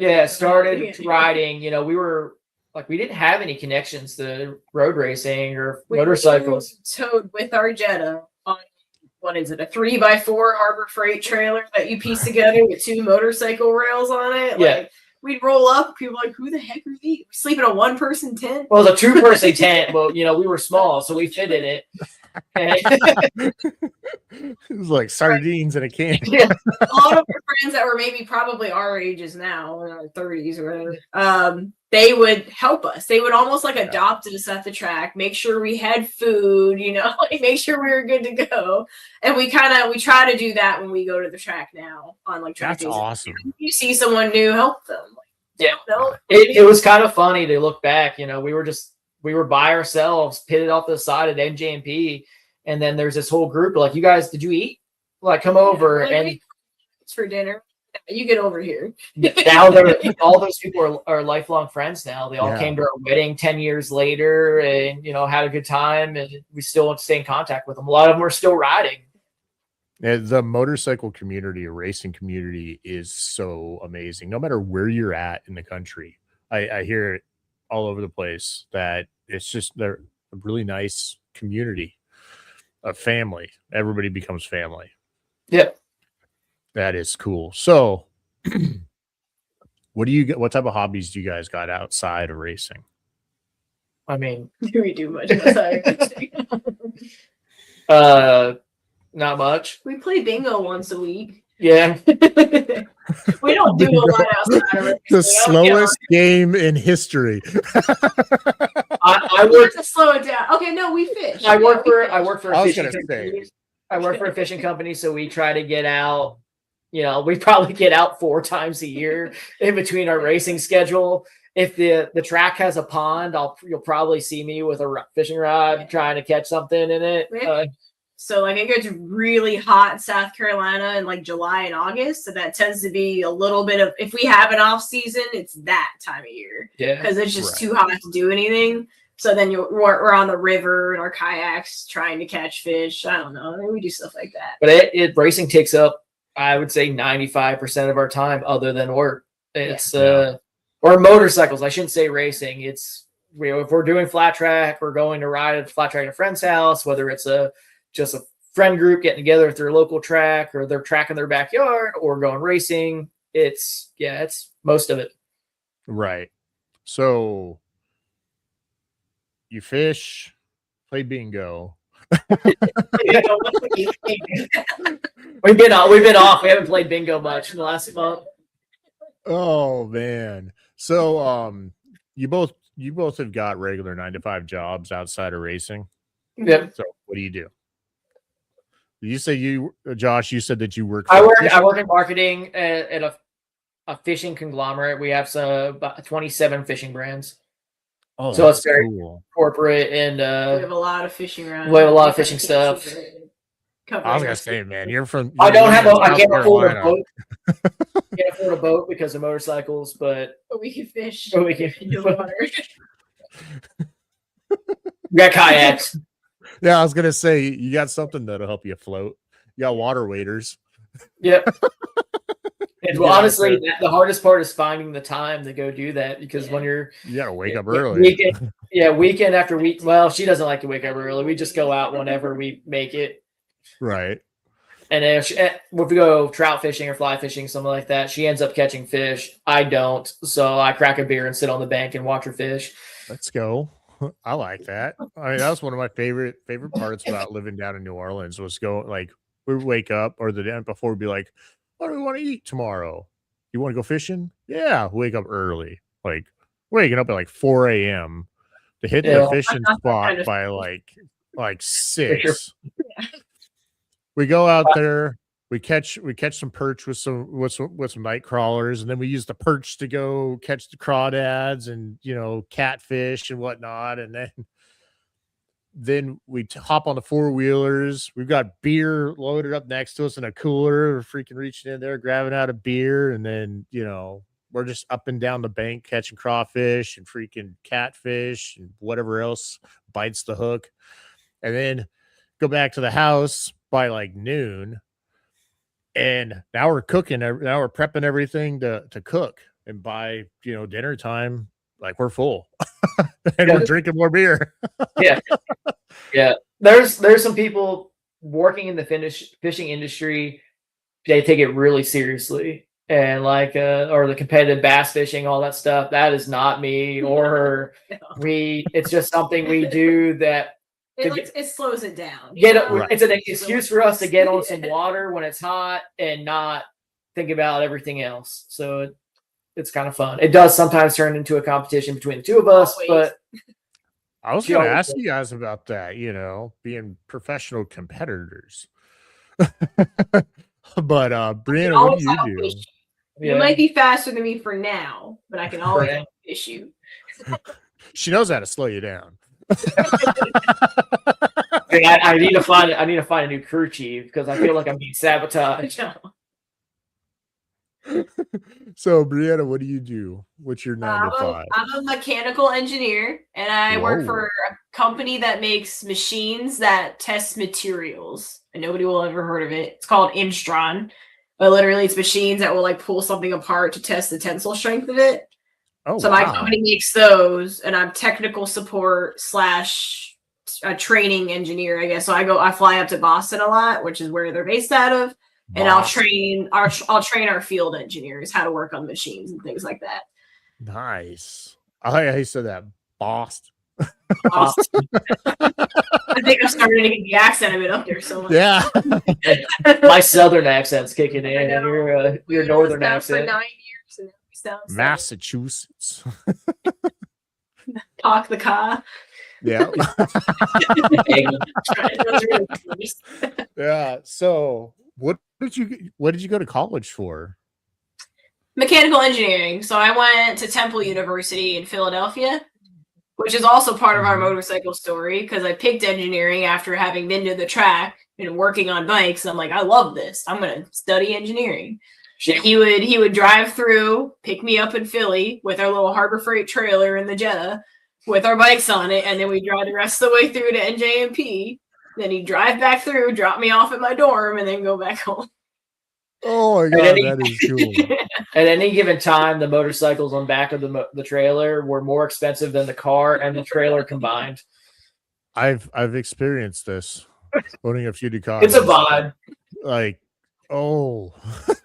So I gotta ask, how many times did the tire pop on that Harbor Freight trailer? Actually, we never had a flat on that tire, but we lost the fenders a handful of times. It's somewhere in New Jersey. I'm sorry if we hit someone's car with Float it. away. They just went away. It's gone. Yeah. Luckily, Well, go ahead. we've only had that trailer we have it for 2 seasons or 1 season. We didn't have it for very long. It might have lasted a season, and then I went to a pickup truck and then a trailer, and you have your stages. We're not in There's a diesel progression pusher to yet. this. Yeah, not quite to the diesel pusher, We have a toy hauler. but now. yeah. That's what I'm looking for. I'm We looking still for a look toy forward hauler. for rounds, but it's fine. I got my wife and my 3 kids. And I'm like, she's like, we need a trailer with like a TV in it. And Yep. I'm like, we need a toy hauler. Yeah. Yeah. Because like this year I'm gonna try to hit as many rounds as I can with our local organization. And I'm just like, how am I gonna make this work? We've got a pickup truck. I've got a Suburban. I've got a diesel Suburban. I've also got a Chevy 1500 pickup truck. And I've been renting U-Haul trailers ever since we started doing the track day stuff or track stuff with motor, like with the channel. And I'm like, I like the enclosed trailer because it gives me somewhere to hide out. Like when it's hot and sunny and whatnot, and I can throw my leathers on without feeling awkward, try to hide behind something. So I'm like, man, I need a toy hauler. But like, I've thrown my bike up in the back of the pickup truck. It's just terrifying rolling it back out of there. Like a $30,000 motorcycle that I'm one step away from freaking totaling. Being vertically challenged, it's been a struggle for us. I mean, now that my first truck was lower, that I could get bikes in it fairly easy, but now it's with like a 3/4 ton, it's a lot harder for us to get a bike out the back. But we love the enclosed trailer. If it wasn't for the dogs, when we just had the box, we put an AC unit and a heater on. We'd probably still do something like that, or a van if it was just the 2 of us. But we bring 3 dogs with us. They get back, them in a window box. Yeah, there are children, they're spoiled. They just don't know it, or they do. I don't know. So speaking of children, you've mentioned it a couple of times. There's the prospect of having a little Everitt running around. About how eventually you guys got like somewhat of an idea of like a plan about how many years. What was that? What was the last part? I missed the question. I heard him say something and I stopped mid-sentence. I said a kid of our own, one I can't give back. Oh, when you can't give back. Yeah. Yeah. So, I mean, what are you guys thinking? 1 or 2 years in the future, or?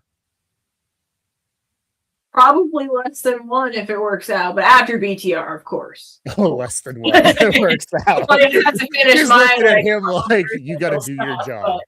After that, we'll see. We'll have some talks after I'm done with BTR this year. Yeah. Well, it depends on the offers, Yeah. No, I know that you guys can't see each other's facial expressions, but the talking kids there, like, I see him like, I think that's scarier than racing. I mean, we just came back It from our, is.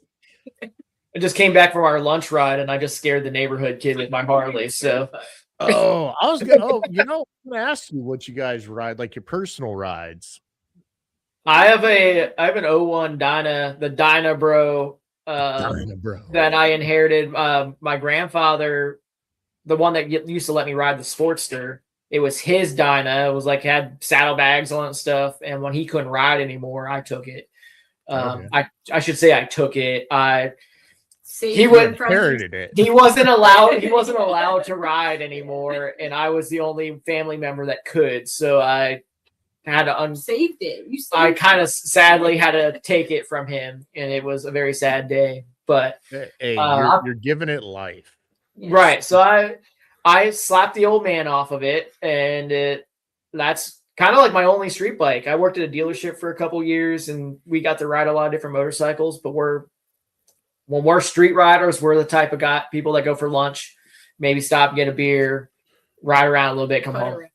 Yeah, so man, you're sounding a lot like a Ducati rider going to the coffee shop. I mean, honestly, I love the when the 1100 Scrambler came out. I probably put 12. We had a demo bike, and I probably put 1,200 miles on that demo bike, and we were supposed to sell it when it got to 800 miles. But it was because it wasn't too fast for me to get in trouble, but I could still like hop off in like a ditch somewhere and like ride around or pop a wheelie or something and not be going too fast. You're not getting myself in trouble. Oh my God. I got scolded during one of the Ducati demo days. I went over to Soso Cycles, and they had this big demo day where they brought out all their Ducati demos. And they had Street Fighter V2, Diavel V4, freak Scramblers, Multistradas. Like they basically had the entire lineup besides a V4 Panigale. Of course. And I'm sitting there, I'm hopping from bike to bike to bike, going and recording everything, and like just doing reviews, kind of getting a feel for different bikes and kind of giving my thoughts and whatnot. And then I get to the Scrambler. It's like the last bike or one of the last bikes that I ride of the day.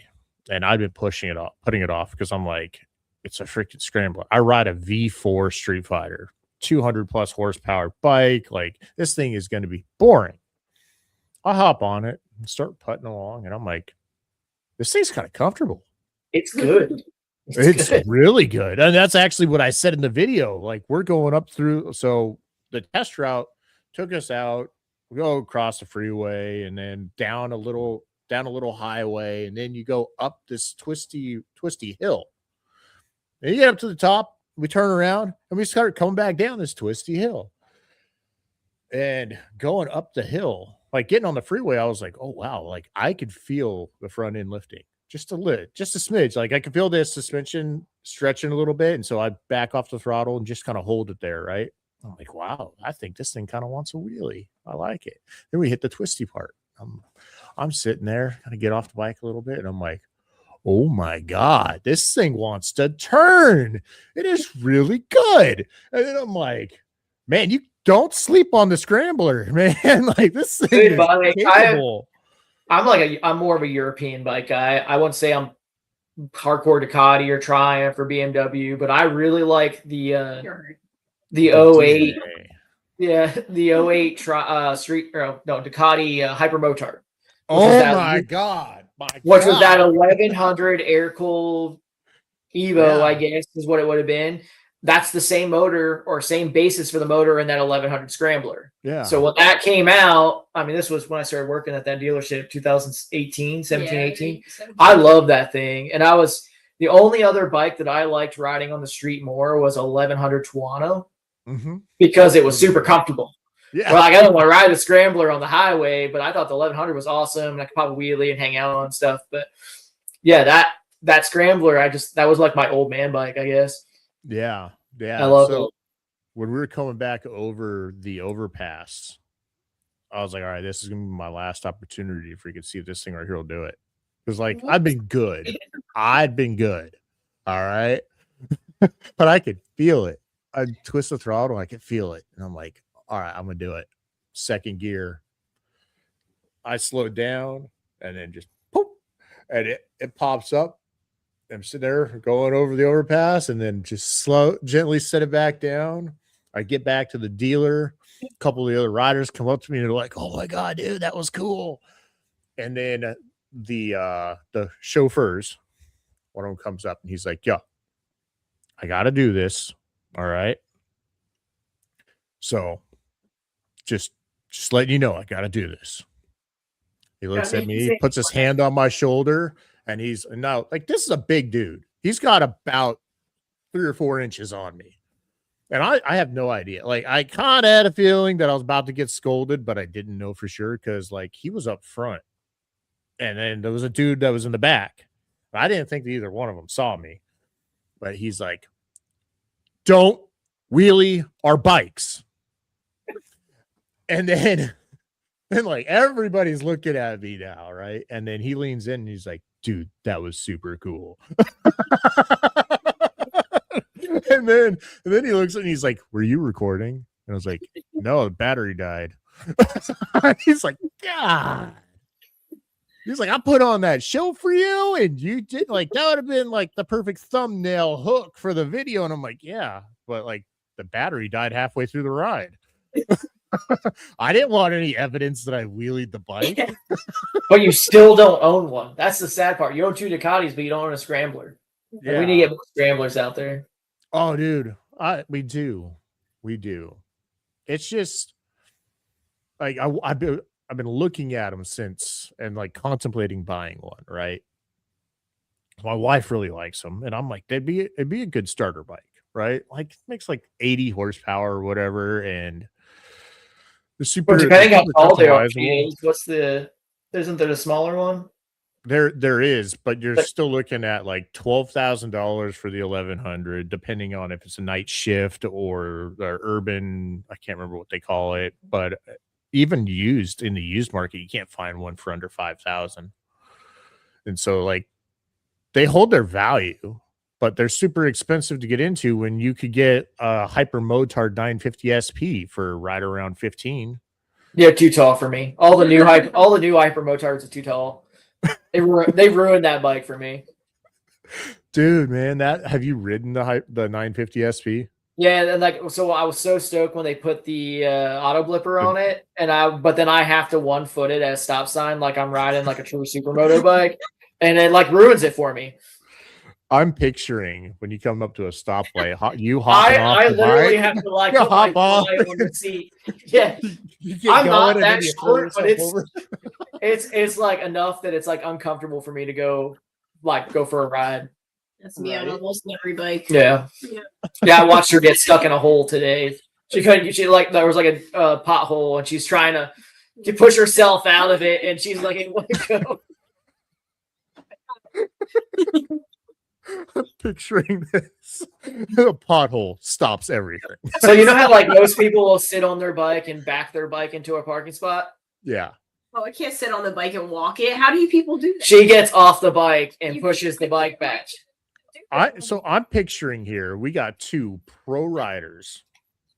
Dropping the and you all aren't freaking like hopping off, popping the clutch, freaking pushing the bike over, just slide it into place, looking all cool, kicking the kickstand down.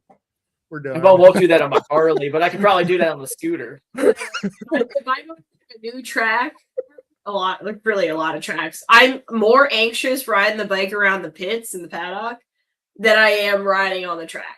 Dude, because I'm like, what if I miscalculate when I stop and I fall over, which has happened a lot.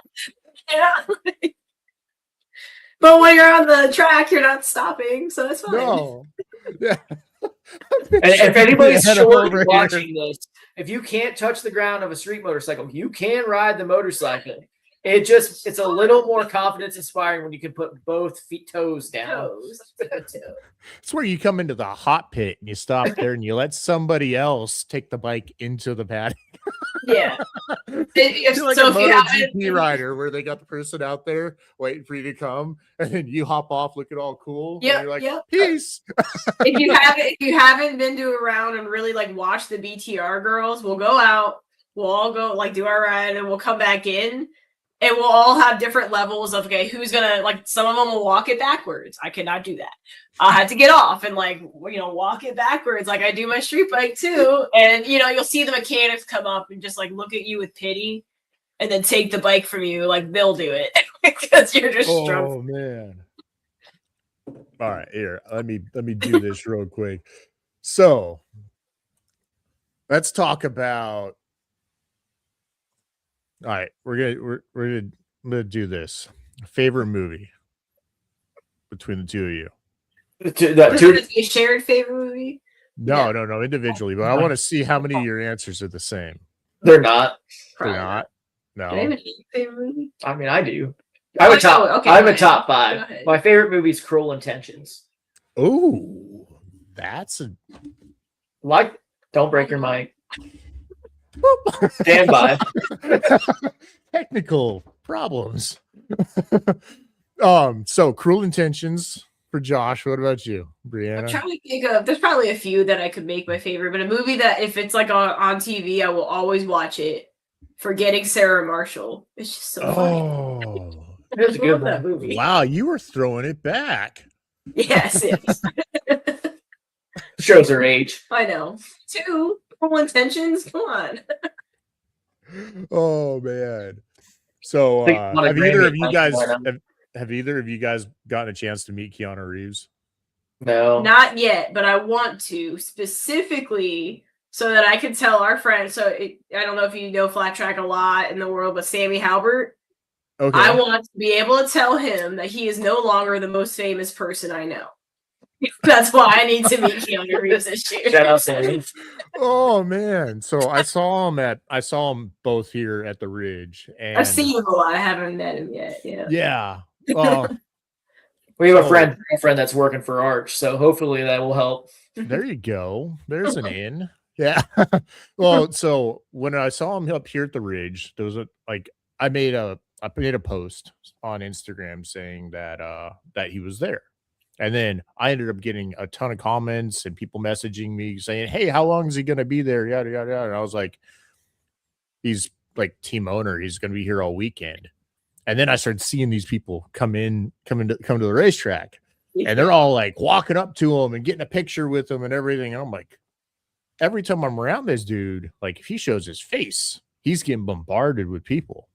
And like shout out to him, like the patience of this man to be able to handle that. Like there was one point I caught her on video, right? I caught her on video, him going and like coming out of his pit. I keep hitting my microphone. Coming out of his pit, walking down. His like bodyguard is like trying to play catch up. He's just walking away, and then this dude comes walking up with his phone, like, "Yo, hey, Keanu, can I get a picture with you?" And like before Keanu was able to even turn his head and like give him a response, dude's already got his camera up, and he's like, yeah. And like next thing you know is he's staring at this dude's phone, and I'm like, dude, that is rough. Like, where's like human decency? Like, he's just trying to run a race team. Yeah, right.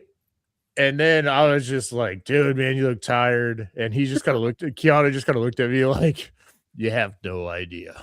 Like, I just wanted a minute, But and then when I was down in Laguna, we were over at their tent. They've got their what is it, the bourbon or the bourbon or the rum?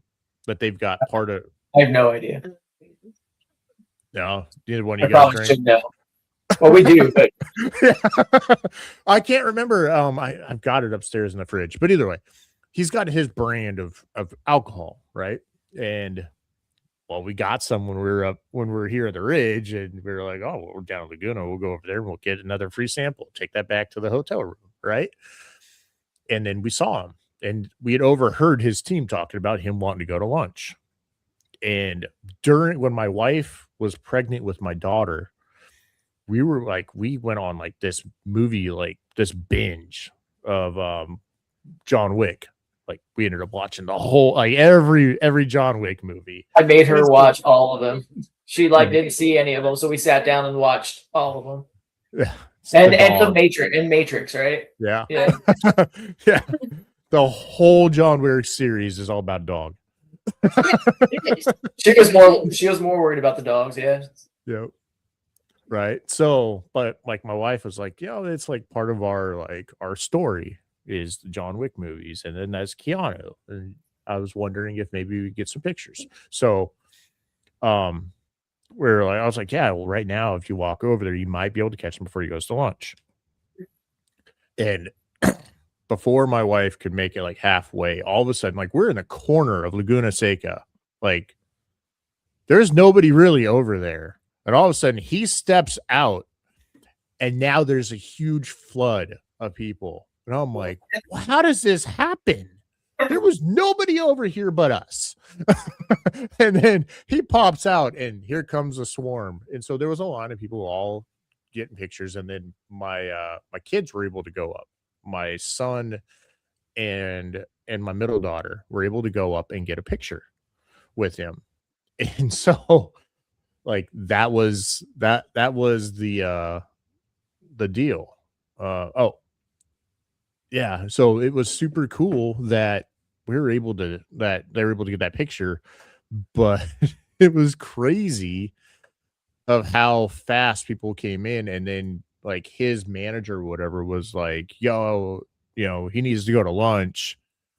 And like we were the last person to be able to get pictures because like my kids walked up as they're saying this, and Keanu, whoops, how do you spell his name? A-E-A. Don't ask me. N-U? Yeah. Let me just type in Reeves. Maybe.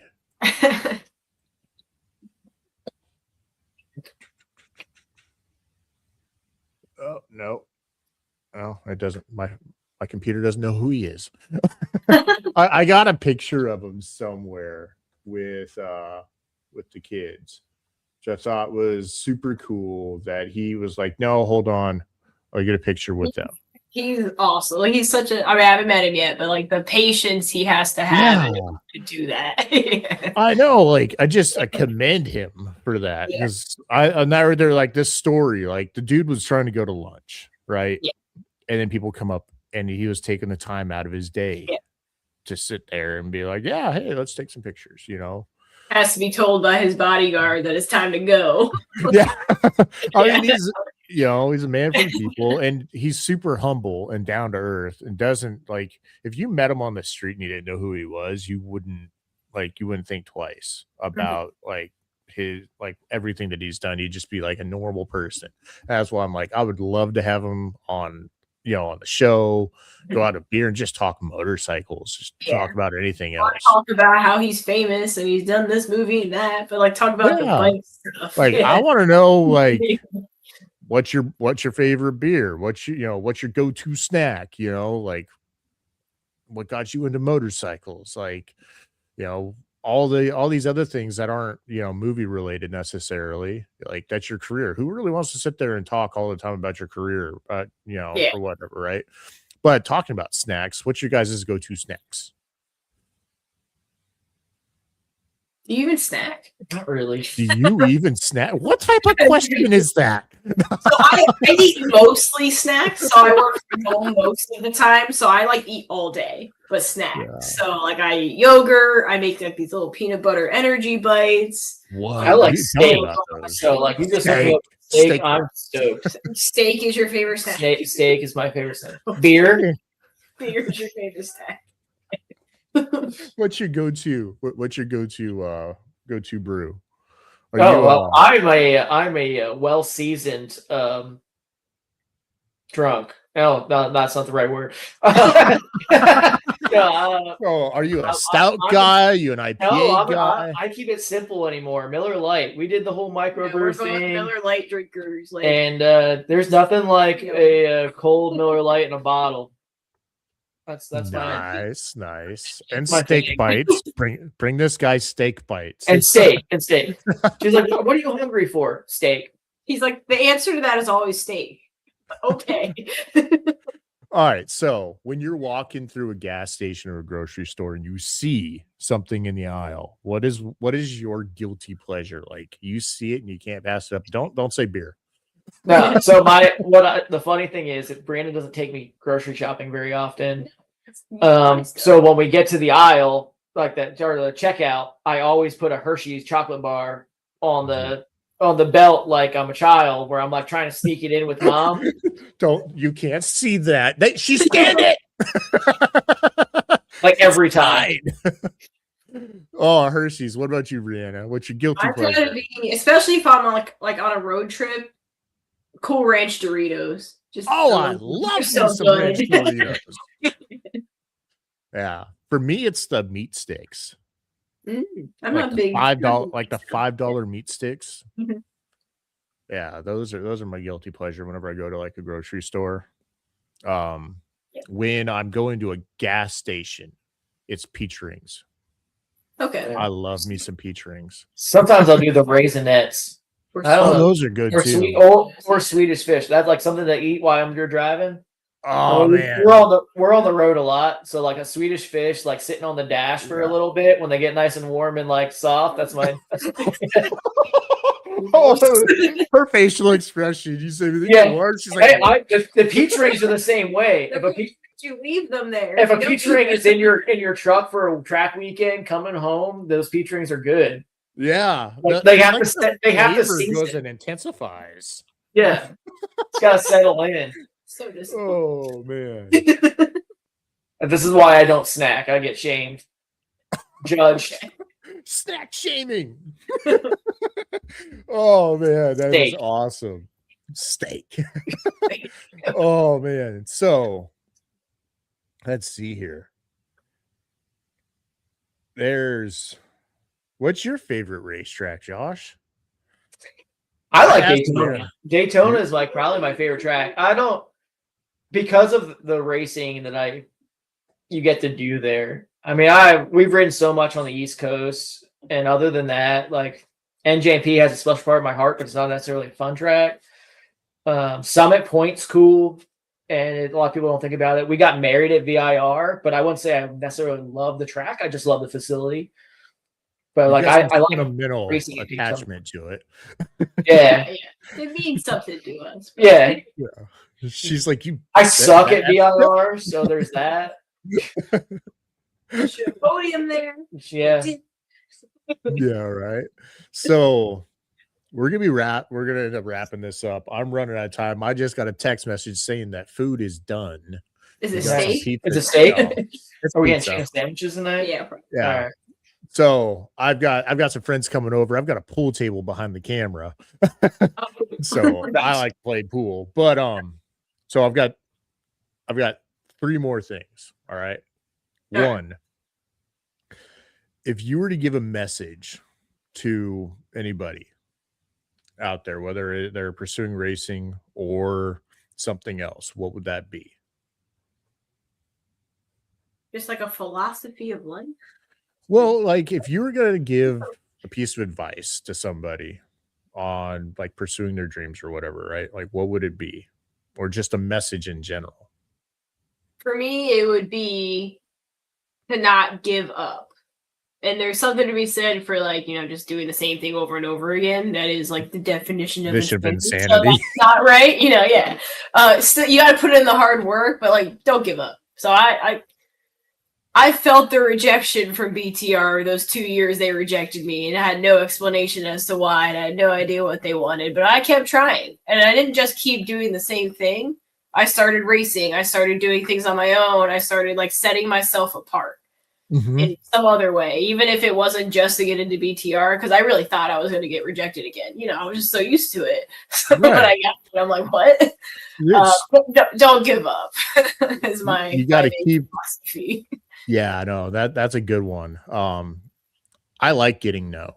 I like hearing no, because then I got to find a yes. Okay, let me show you why that was wrong. And you just like, yeah, like I'm like, I don't like giving up. I will find a way, and I will find, like, somebody tells me no, I'm like, why? Okay, Okay. What do I got to do to get a yes? Yeah. You know. So Josh, what about you, man? I would have to say, like, well, what going on, like her giving up or not giving up, the most rewarding things are hard. Like that extra challenge of like pushing through it, the difficulty to meet your goals is what makes it so much more rewarding. But the caveat to that is it should be a little bit fun. Like you need to find the fun in those hard things, whether it's challenging yourself to succeed or like you have, or in my instance, we're battling for 30th place, but it was still for having fun battling. Like that's the rewarding part, you know, like you're not going to ever progress if you're not finding the enjoyment out of that. Exactly. All right. So if you were to recommend somebody to come on the show, who would it be and what question would you want me to ask them?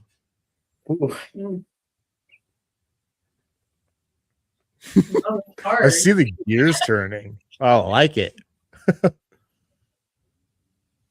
You got it? You should have some of the track chaplains on. The track what?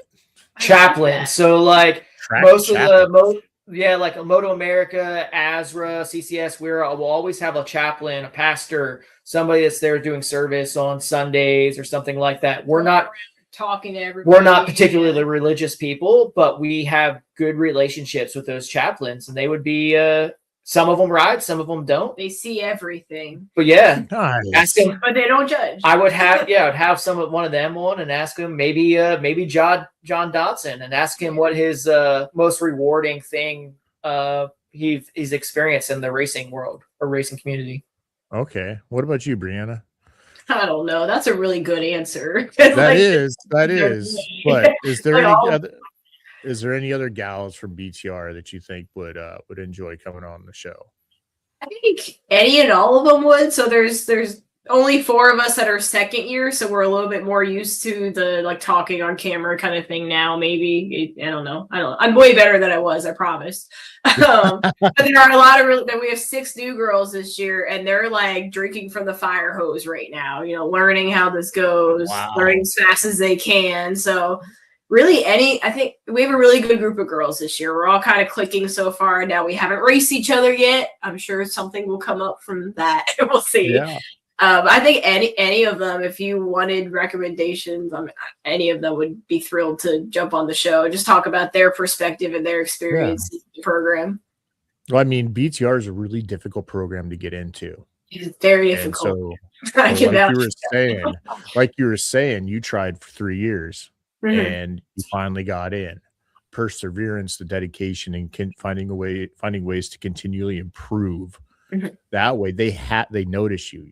You're putting yourself out there. You're like, pay attention to me. Look at what I'm doing. But you also have to be professional doing it too. Like you can't just be arrogant. Yeah, because they're not just looking for someone who races. That's obviously like it helps a lot.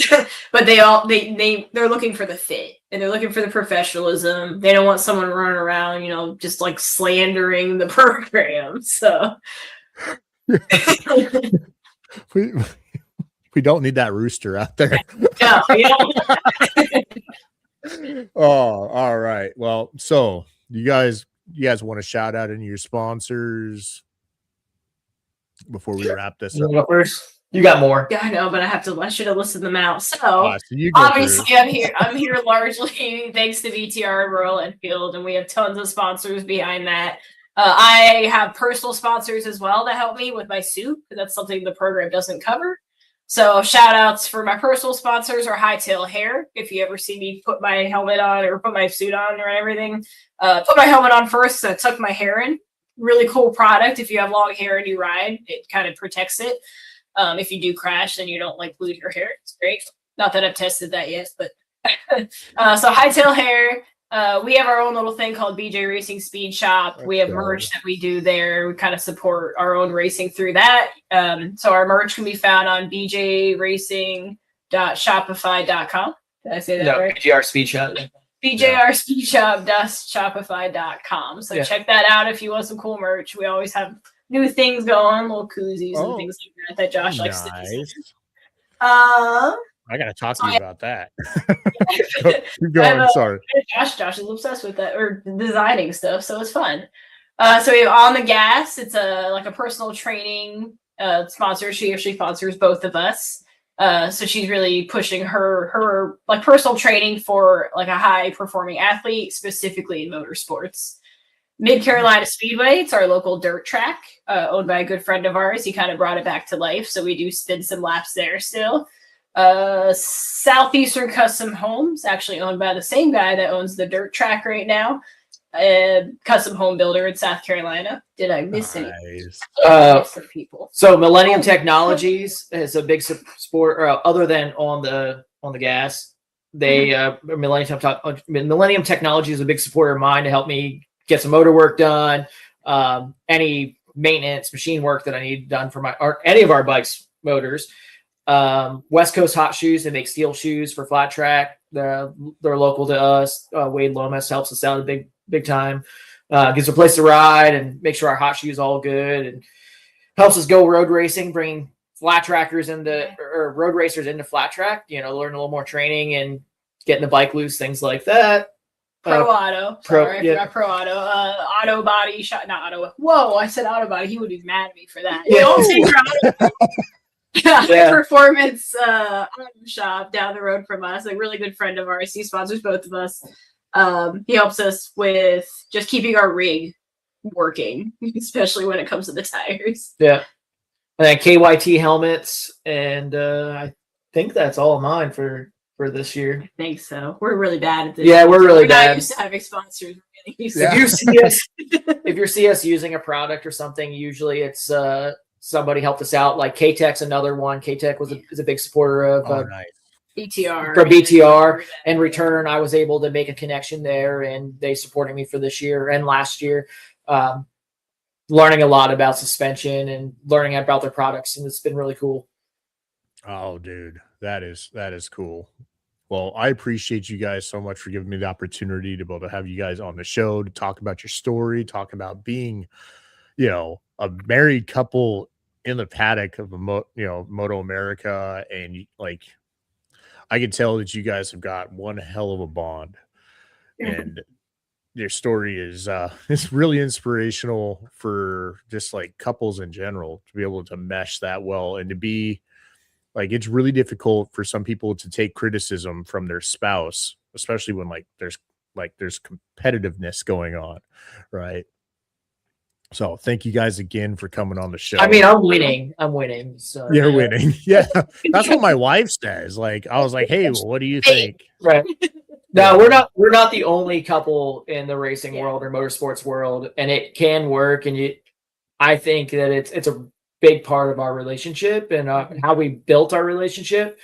You learn a lot from it, and it's when we get an opportunity to raise kids, I think from meeting the kids and that grow up in that environment, it helps them too, with how things are going in this world and stuff. It's a little different than the norm.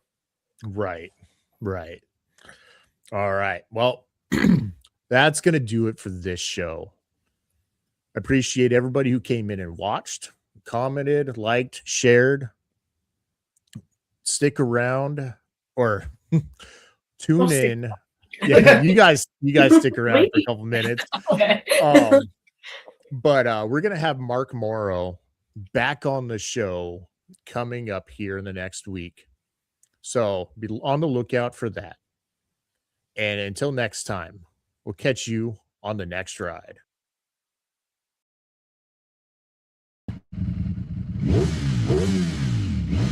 Quack.